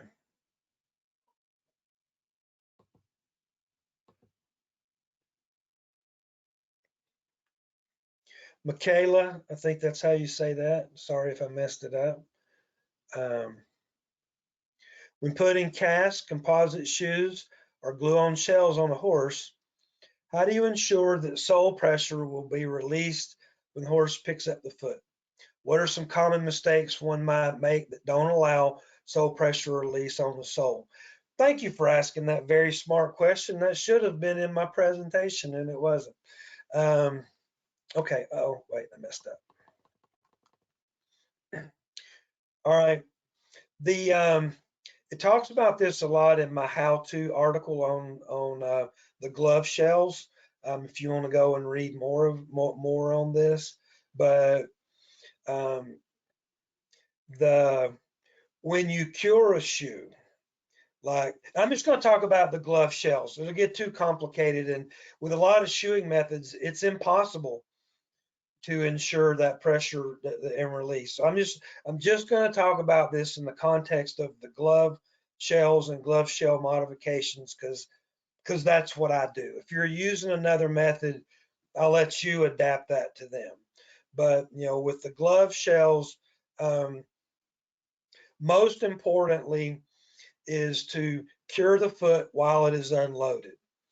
So you've got a method, and I do it on endurance horses. But like my endurance horses I've worked with have great feet.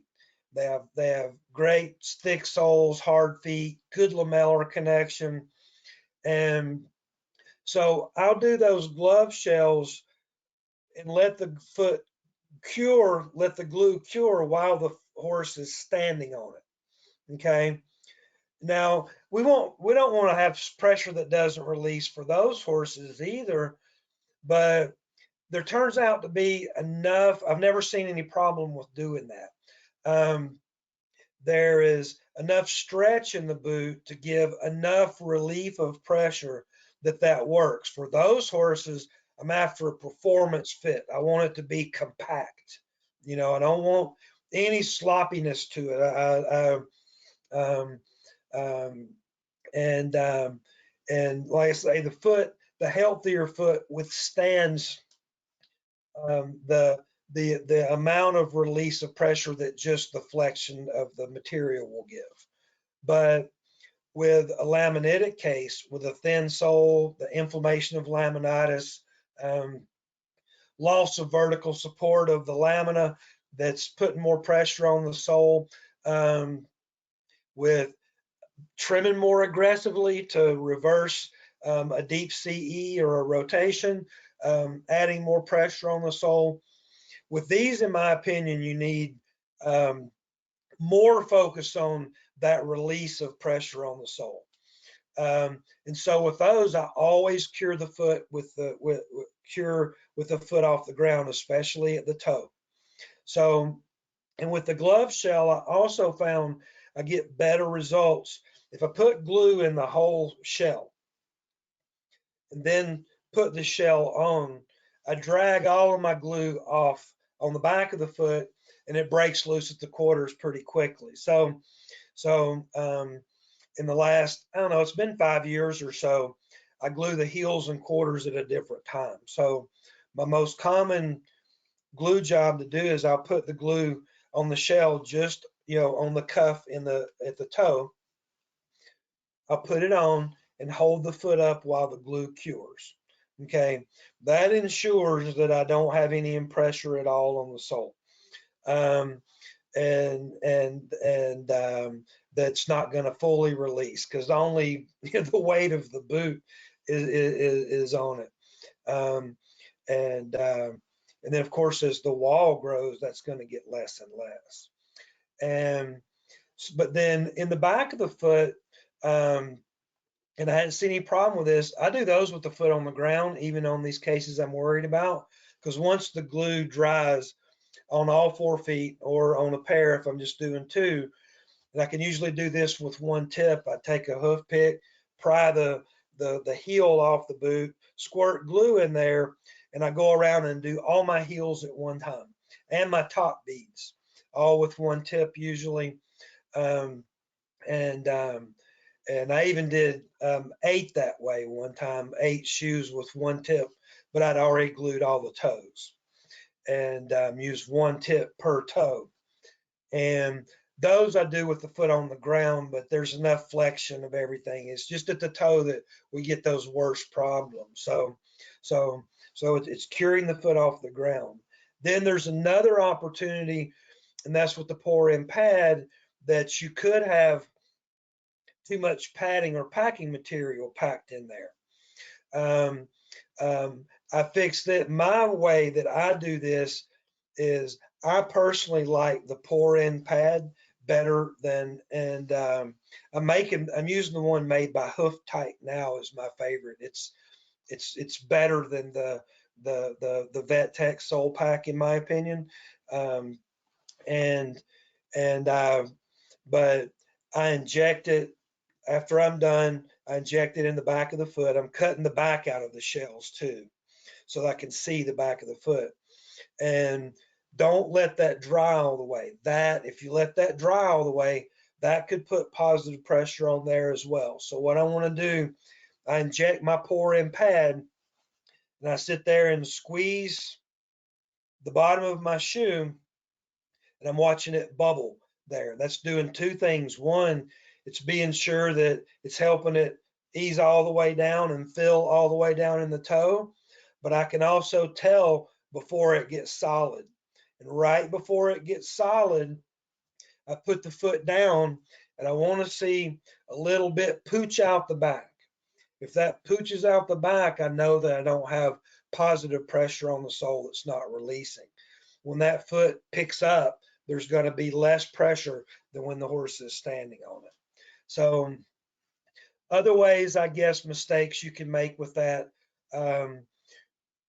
It would be difficult to do with a pad and a boot, but I think it could be done, especially with a boot that really, some kind of boot that a style of boot that clamps down tight around the foot, that you can put too much padding in the boot and clamp it down too tight and do it. To me, it would be difficult to set up pressure that doesn't release in a boot, but I got to add that because I think it would be possible for people to do. Again, if I didn't fully answer your question, let me know at the end and I'll revisit it. You're welcome. Glad it was helpful. Kelsey, do you have any tips for correcting medial lateral imbalance when the horse keeps crushing the medial heels in between trims? Is there something that can be done through trimming adjustments to get the medial heels to stand up and stop crushing? Or is this most likely a sign of issues further up the body? And in that case, do you ever purposefully leave these horses in balance, or should balance always be attempted? Okay, that was about 6 questions. Thank you. I'm gonna actually start at the bottom. Should imbalance cases always be attempted? No. If you have an angle deviation that in a joint, in lower limb joint, the fetlock down, that you can't manipulate straight with your hand, or when you try to manipulate it straight with your hand, it causes a pain response. It can be better to leave the foot imbalanced. That imbalanced foot is correcting the balanced situation. Making a balanced foot can cause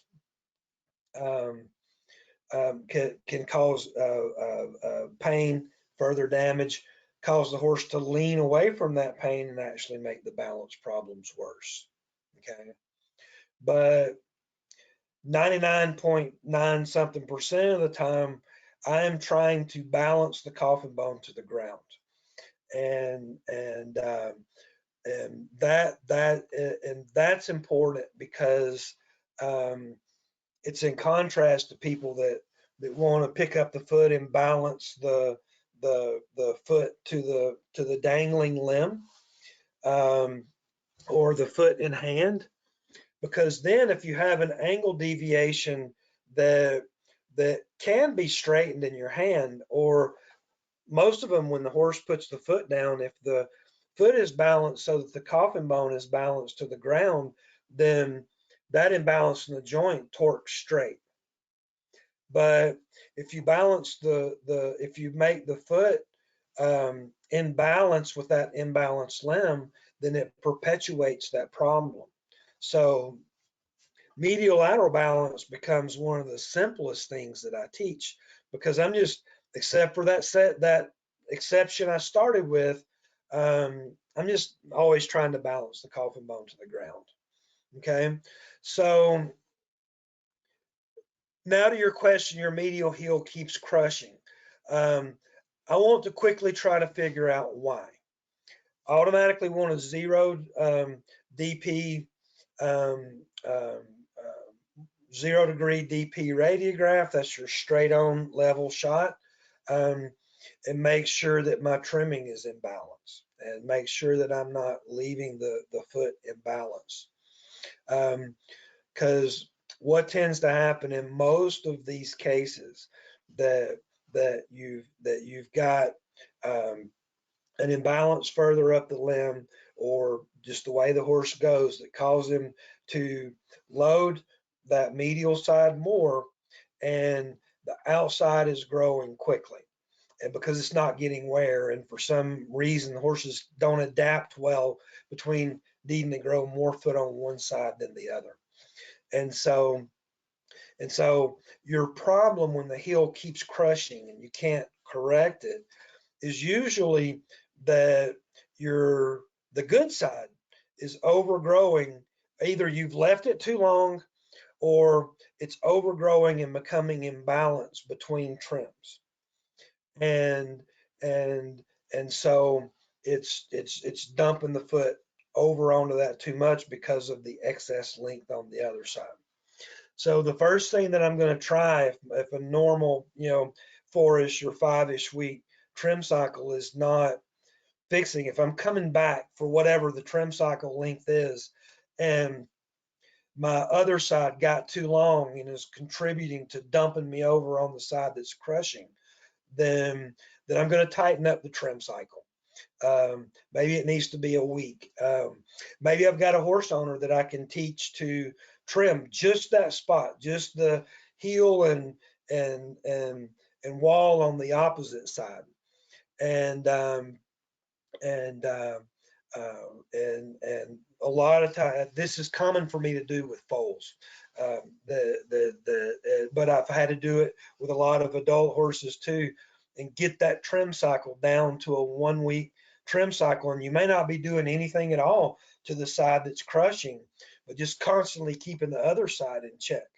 Okay.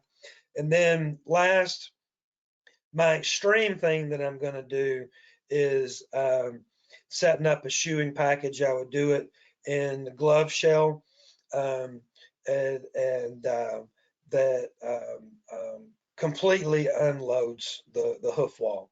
That I'm just gonna trim the hoof wall on both sides back, and load the horse on the sole only, or sole barge frog, and try to completely unload the hoof wall. And that can break the pattern that you've got those crushed tubules and they just can't get right, because you can't cut short enough to cut all of the bend out. Okay. And that's just following the new growth in. So setting the horse up and shoeing the horse in a glove shell so that he's on the sole with the hoof wall completely unloaded can be a kind of extreme, but it works, way to get those hopelessly bent tubules out. Same with heels that are underrun and crushing front to back. That's an extreme step you can take that can work.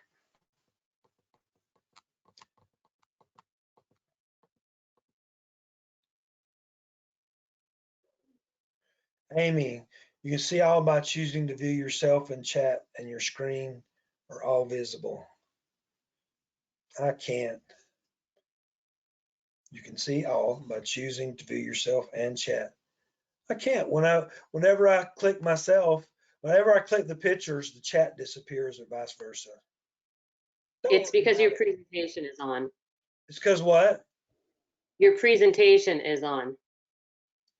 Oh, well, I need to leave presentation on because the next question I'll be looking for a slide. So I've adapted to it. I'm okay. Thanks for worrying about me, but I have mentally moved on. Sasha, subsolar abscessing in horses with rotation. Do you have a go-to method of treatment? For example, animal Intex pads versus Epsom salt poultice recommended by client's vet. If you have a general game plan in this scenario, what is it? Thanks so much.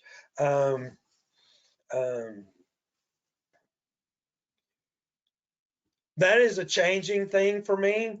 I was very, very slow to the poultice party. What I have done always is is um, is soak for abscesses. Um, I've done some 50-50 vinegar and water soaking before they break.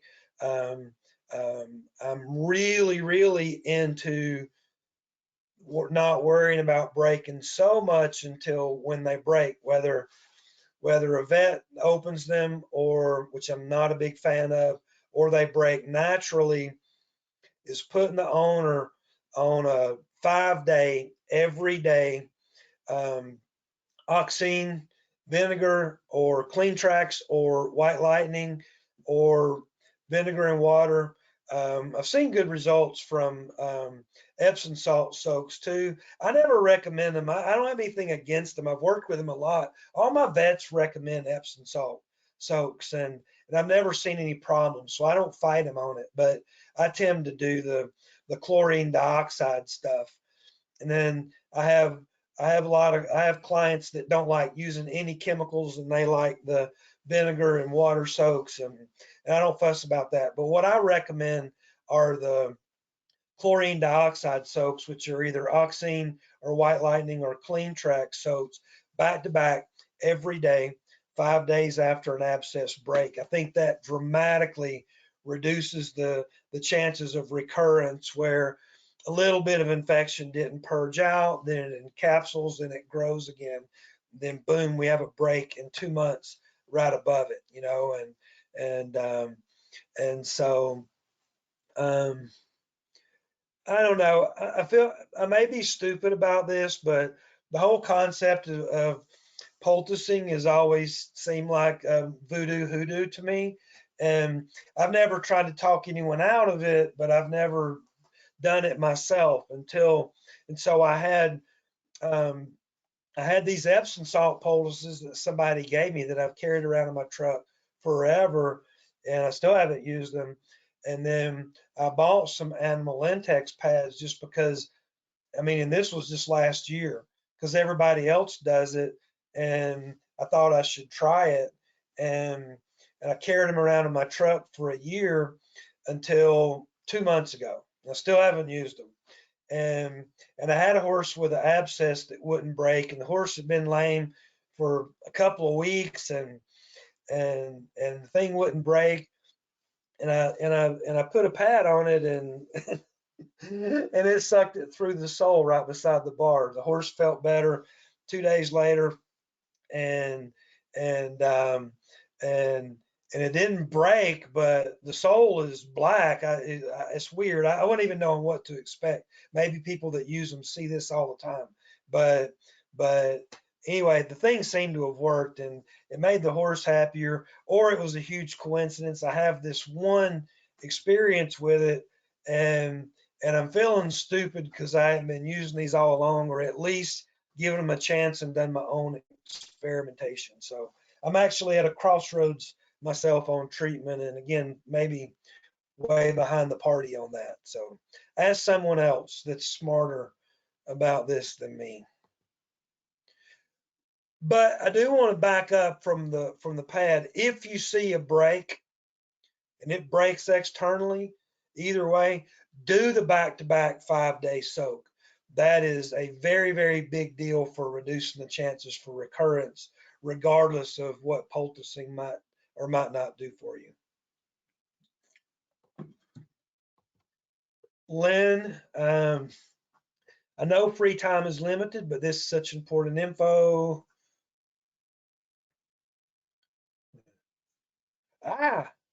Can you convert this to text? Hell no.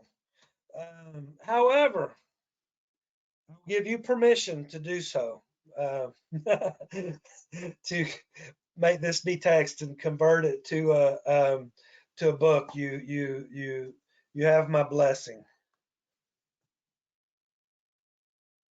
It's a great idea, but there's just no way. I'm sorry. I didn't mean to cuss you, but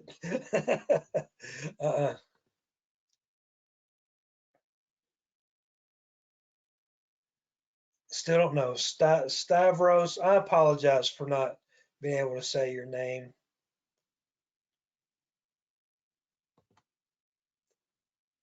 I have a question regarding top dressing the hoof wall. I was taught that bent tubules follow bent tubules and need to be addressed. Do you still think it's a bad idea, even in the case we're using glue-ons and castings? Okay. I was taught the exact same thing. I've worked much of my career assuming the same thing until 2010.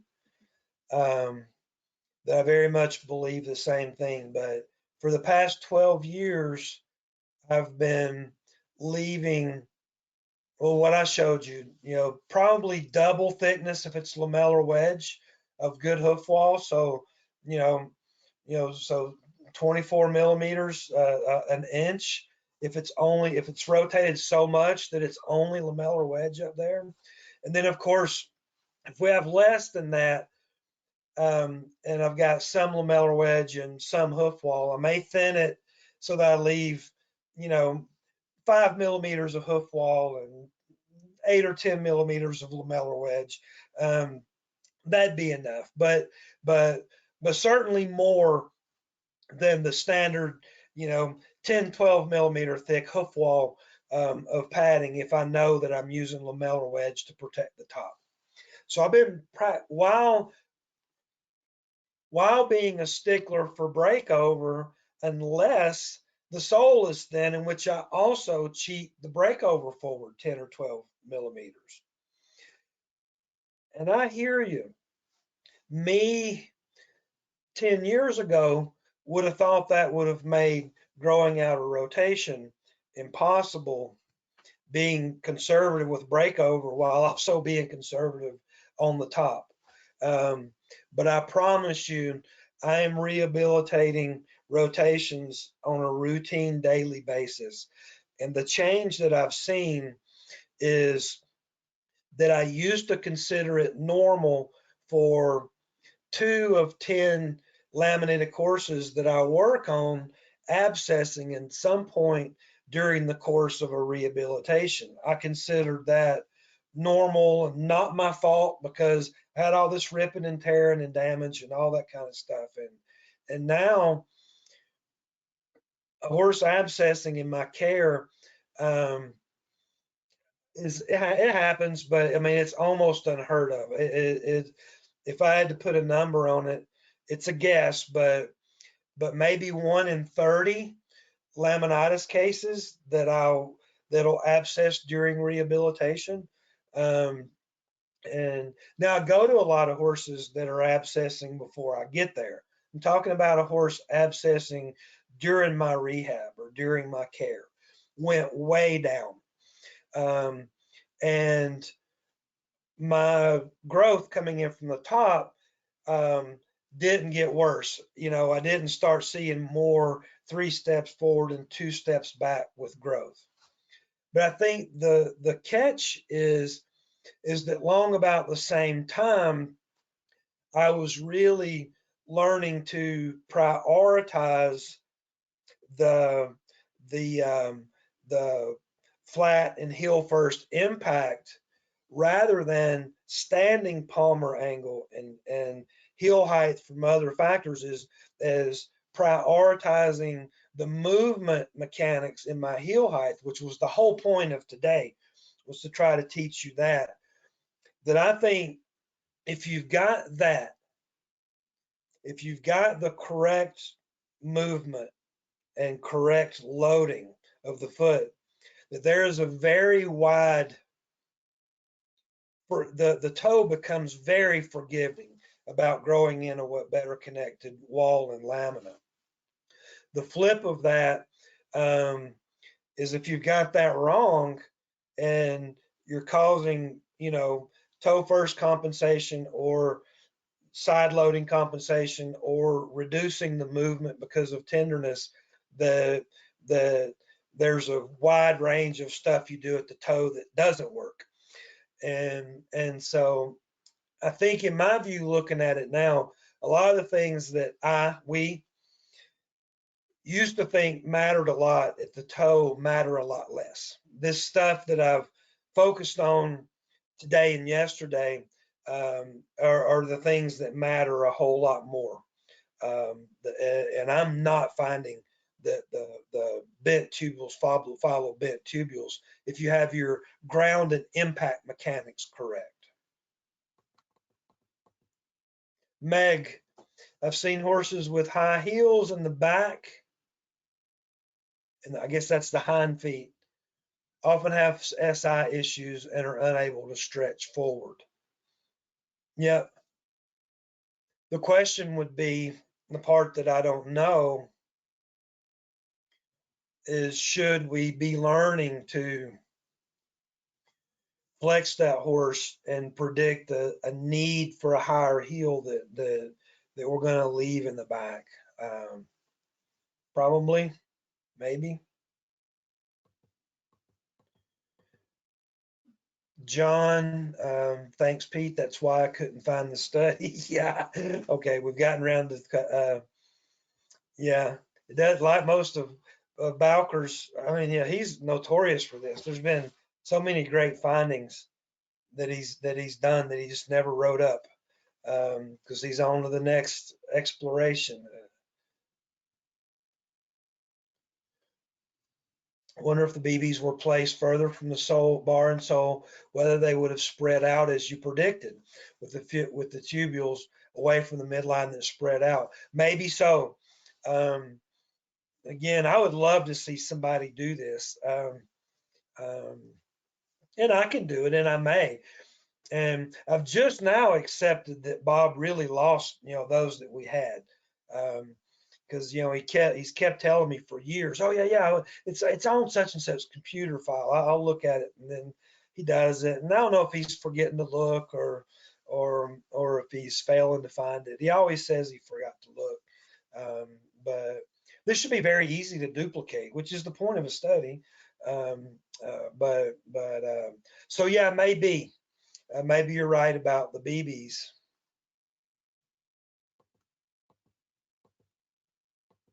Jennifer, I would be, oh wait, sorry, I lost you.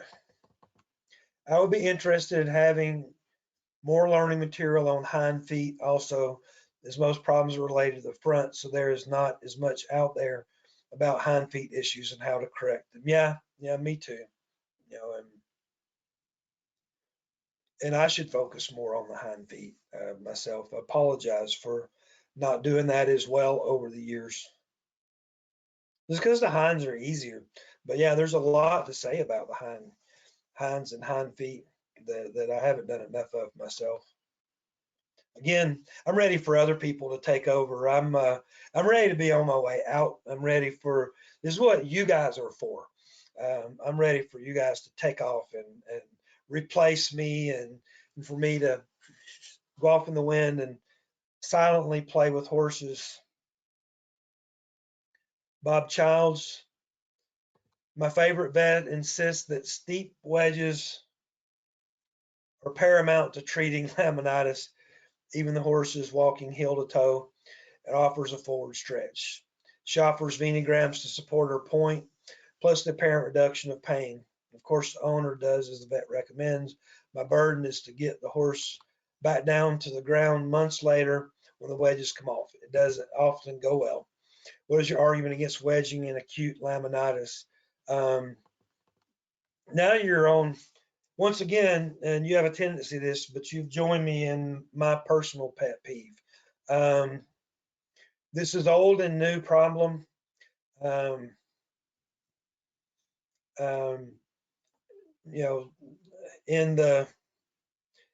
I got into this in the mid 90s and 94, and everyone, vet, farrier, everyone thought that what was causing rotation was the pull of the deep flexor tendon, and that the only way to do anything to help those horses was to wedge the heel up, thus putting slack in the flexor tendon.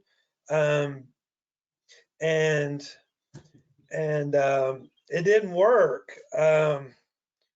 but they still recommended it. But even the people that recommended it said that if you went past a 10-degree rotation, some vet schools said an 8-degree rotation, and vet farrier techs, some said 10. There's a point of no return. And that's because what they were doing was backwards for it. They were jacking the horse up right when they needed to come down. And so this was such a big deal coming into the late 90s, and a lot of us were bringing down the hills on laminitic horses, and I mean, we got threats of lawsuits. I almost got in a lawsuit over it, and it was just such a radical thing to do. So fast forward through into the through 2008 or something like that. We won, and raising heels on laminitic horses basically went away. And now every vet school, farrier, everybody, it was self-evident to bring the heels down. And everybody said they always did it, and everybody said there was never a time that they would have raised the heels on these horses, and we won. And then along came Dr. Redden with the whole concept of taking a venogram and jacking the heels way, and you got a venogram, and these horses don't show good circulation through the coronet. But as I mentioned yesterday, that's while the horse is standing still, while it has a super duper tight tourniquet around the fetlock, that there's no good circulation through the coronet. It says nothing about the circulation while the horse is moving. It says nothing about the circulation while the horse doesn't have a super duper tight heavy tourniquet around the fetlock. But if you wedge the heels way up, then if you wedge the heels way up, then while standing still with a tight tourniquet around the fetlock joint, then some blood can slip through the coronet. So that's my view of it. The way to combat that, this is being taught, and now it all came back. This is being taught, and I went to the Palm Beach Laminitis Conference and saw it taught, 8 or 10 years ago. I think it was the first time. And at that time, they were adding long bars on the shoes and like having a shoe and welding this long bar, and it's what was being taught. But there were no after pictures. There's no pictures of the horses running around normal and happy afterwards. And so there was, I wouldn't have tried that, but there was other things I saw that people were doing that if they had shown an exit, if they had been teaching it and teaching to do this and showing after pictures, that's why I show so many after pictures, by the way. That vet conference taught me to do that, because there was things there that I would have tried, except, I know the deal. It cost somebody $10,000 to take a horse and get one set of shoes put on it in a vet hospital, and the stay and the vet care. And so where's the second visit? Where's the follow-up visit? Where's the rest of the story? You don't see it, you don't see it, you don't see it. So from then on, I knew that every concept that I taught, that I was going to show, here's the horse bad and here's the horse better, and show that. So that's our ammo for it. But this is a problem everywhere, because this wedging the heels up is being taught, and it doesn't work. It doesn't lead to sound horses. Anybody that's teaching it, is what I would say is, show me the horse that worked on. Show me the success story. That's all I've got, and this is sad, but it's part of the journey that I'm on too. I'm dealing with it in my world as well. Meg, wait, this is to somebody else. Lynn, Babel, website, articles, Yeah. Well, thank you for all the touts, but yeah, Meg's right. You know, that if you're new to my stuff, you know, there's basically everything that I've said here is available in different forms. The website articles, our book, our DVD sets. Um, there's not a lot of new stuff that's not in print already that I've presented here. Maybe, hopefully, a different way that made some concepts more understandable to people, but you know, not a lot of real new stuff that don't have already on our websites and books and everything, or the book.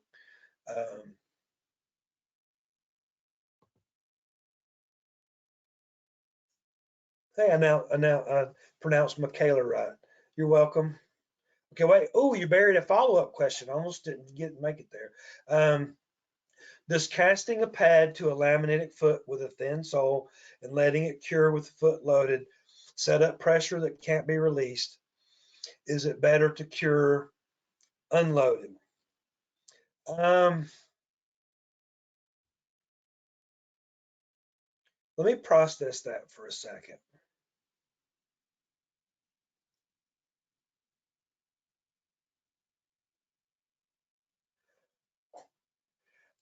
I don't cast much anymore. Let me talk about casting in general, because I kind of started all that and then kind of slid away from it. But I don't think you should cure a cast unloaded, because I'm going to worry about having a wad of casting material in there. Perhaps that'd work the same way I do with some shoe and pad issues. Is perhaps if you double load a cast. So in other words, pick up the off foot, and that's to be sure that you crush any wrinkles in there, because you get a wrinkle or a corner turned up in a cast that then turns rock hard and become a dangerous pressure point. So loading, even double loading a cast, is very important part of the process. But then if you double load the cast for a second and then run around and then pick up the casted foot while it dries, that might let your foam then, if you were casting on a pad, expand before it got dried all the way and reduce that a little bit. Okay. But in a way, I think that if you cast with a pad or with DIM, you, at least initially, that you pretty much guarantee you're not going to have pressure, you know, without release, because that cast is going to cure, you know, in a few, in 30 seconds or whatever, depending on the temperature and all that. But a DIM or any padding that I've ever used is going to be able to continue to collapse and crush more as the horse starts to move around on it. So I don't think that you're going to have a big issue initially with your job, that what you do in the beginning, okay, is going to set that up. But the less stretchiness of the cast is one of the reasons that I slid over to doing the glove shells when, 15 years ago or whatever, I would have been using a cast. I think it's just prior to 2008 is when I started using the glove shells.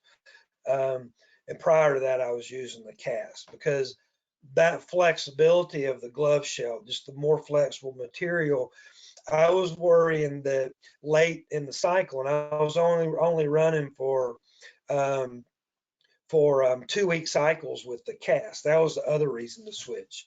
But because I was worried that the foot, as it grew, was getting too tight in there. and both from an expansion standpoint and from a release and sole pressure. So no, I don't think you need to worry about unloading the cast for curing. Sorry, I had to work through my own answer. I didn't have it prepared. I had to think about it. But no, initially, but I do think that may be a valid concern later in the cycle. Like I say, exactly why I shifted over to the glove shells when I in a lot of situations I would have used cast, but I still really like the cast um, for surgery sites on the bottom of the foot and doing vinegar soaks through the cast.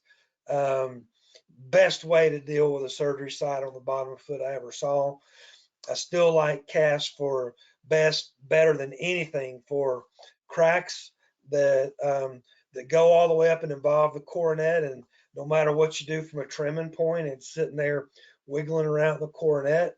I like casting the foot for those better than any sewing, stitching, shoeing, any method that I've ever seen anyone do.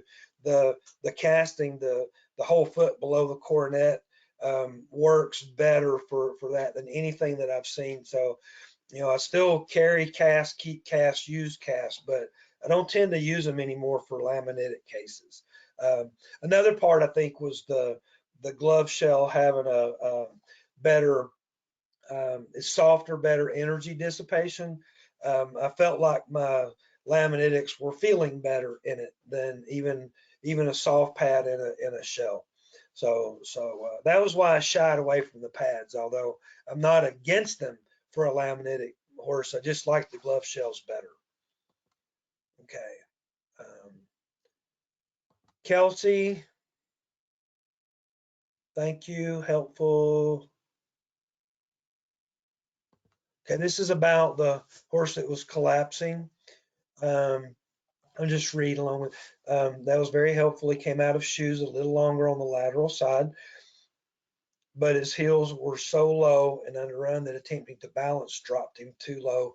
Yeah, it made him lame, like you mentioned in the presentation. I want to stop right there. That's a problem when you have imbalance where one side is correct. In this case, that lateral side, I'm talking about, I guess the sole you mean, was the correct thickness. And the medial side sole is too thin. And the concept that two wrongs don't make a right, thinning the good side to achieve medial lateral balance causes lameness and creates risk. Now, some horses that are that way will, when you watch them move, will load that thicker side. And if they are, just ignore it. Let them load it. In fact, that's the most common scenario, that they'll just load the thicker side and float the thinner side. But in a case like yours, sounds like it's loading the medial, the thinner side. And so it's a case where you might try building up that then using a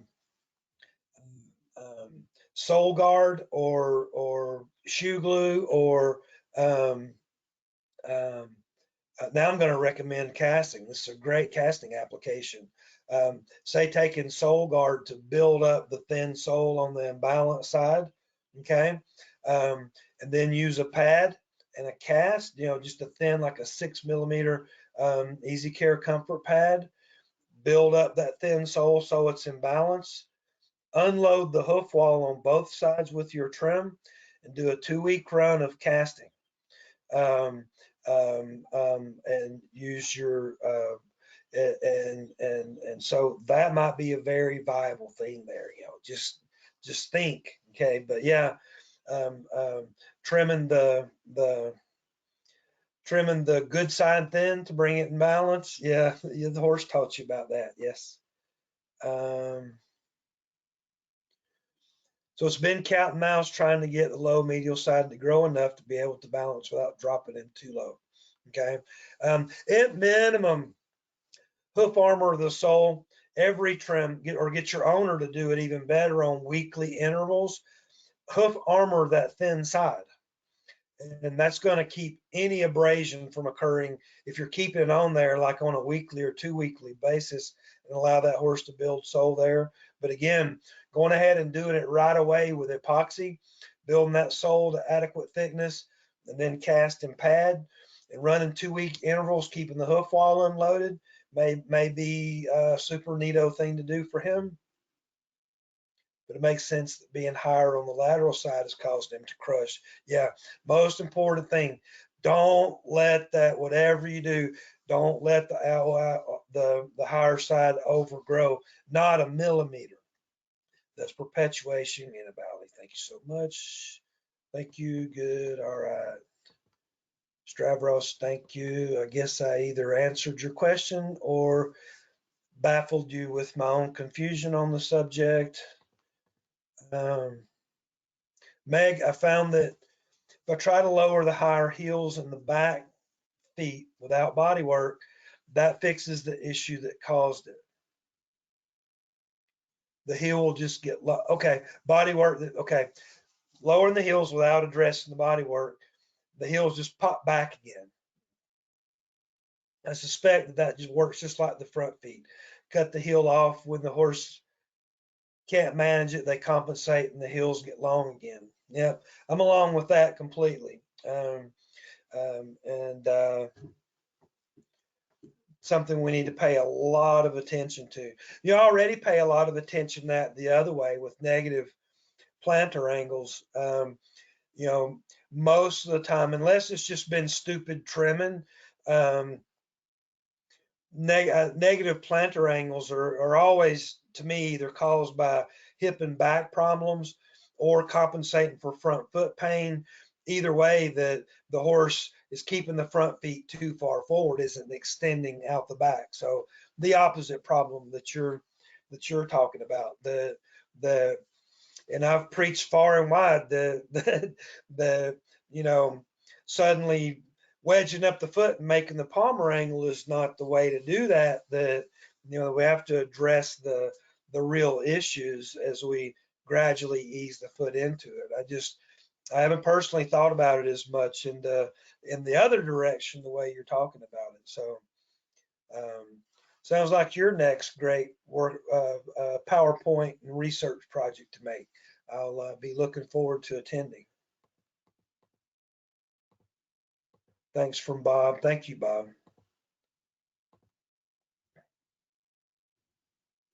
Sarah, watched your DVD set Under the Horse. Been a great insight, learning how to measure cloud. Oh, okay. You're welcome. You're welcome, everybody.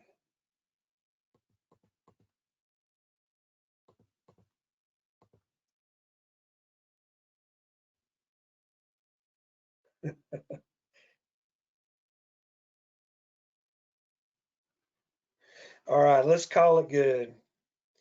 Oh, wait, Amy had a question. All right, Amy, do you use Dr. Taylor's viewing the hind coronet angle? Interesting, the front leg has a guide to the negative palmar angle rears. Yeah, unless the coronet's distorted. And I actually need to talk about that, about all of the hairline type stuff. As much as I poo-poo any measuring or looking at the hairline today and yesterday, a hairline standing too steep, and then what she's talking about is projecting the hairline up, and if it's down in the cannon bone, you've got a good palmar angle, and if it's up above the knee, it may be 0, and if it's at the elbow, it's probably negative. Projecting the hairline. And to be honest, that hairline orientation to the ground is going to be the first thing that usually makes me notice that a horse is 0 or negative plantar angle. Just like a hairline's imbalance to the ground is going to usually be the first thing that makes me notice a foot is imbalanced. Same thing from the front of the foot. A hairline looking at the front foot from the side, parallel with the ground, is going to be one of the first things that makes me suspect that a coffin bone may be standing up on its tip. You know, all these old guidelines that people use are often indicators. The problem is that because the cordette can move and distort side to side, the back can be jacked up high, the front can be jacked up high, one side relative to the internal structures. You just can't make a guarantee out of any of those. And you certainly can't measure from the hairline to duplicate something trim after trim after trim, because your work is going to be affecting the hairline's relationship to the internal structures. Any new farrier is going to. So you come in on a horse, you may be screwing it up, that relationship. You may be fixing that relationship, but you're going to be changing that relationship. So trying to measure from the hairline is the mistake. Using it as something to get some information from, not a mistake. I use it every day, and so I probably should have been more clear about that. You know, the hairline is something that I do look at. It's just that you won't catch me measuring from it, or you know, chopping a horse to a certain heel height based on it, or toe length based on it, et cetera, et cetera. And so it's the same thing to answer your question, Amy, is that that if the hind cordette angle points at a horse's elbow, does that mean that he's negative palmar angle? Absolutely not. Does it make it likely that he's negative palmar angle? Yep.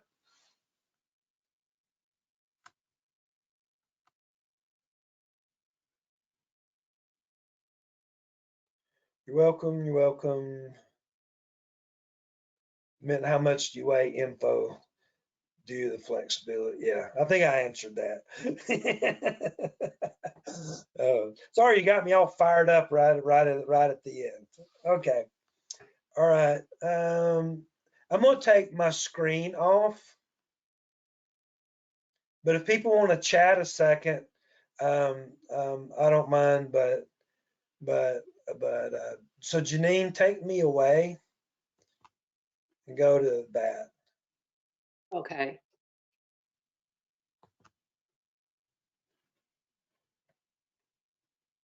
Okay. So you can stop the recording, I guess. Yeah. If you want, yes. Yeah.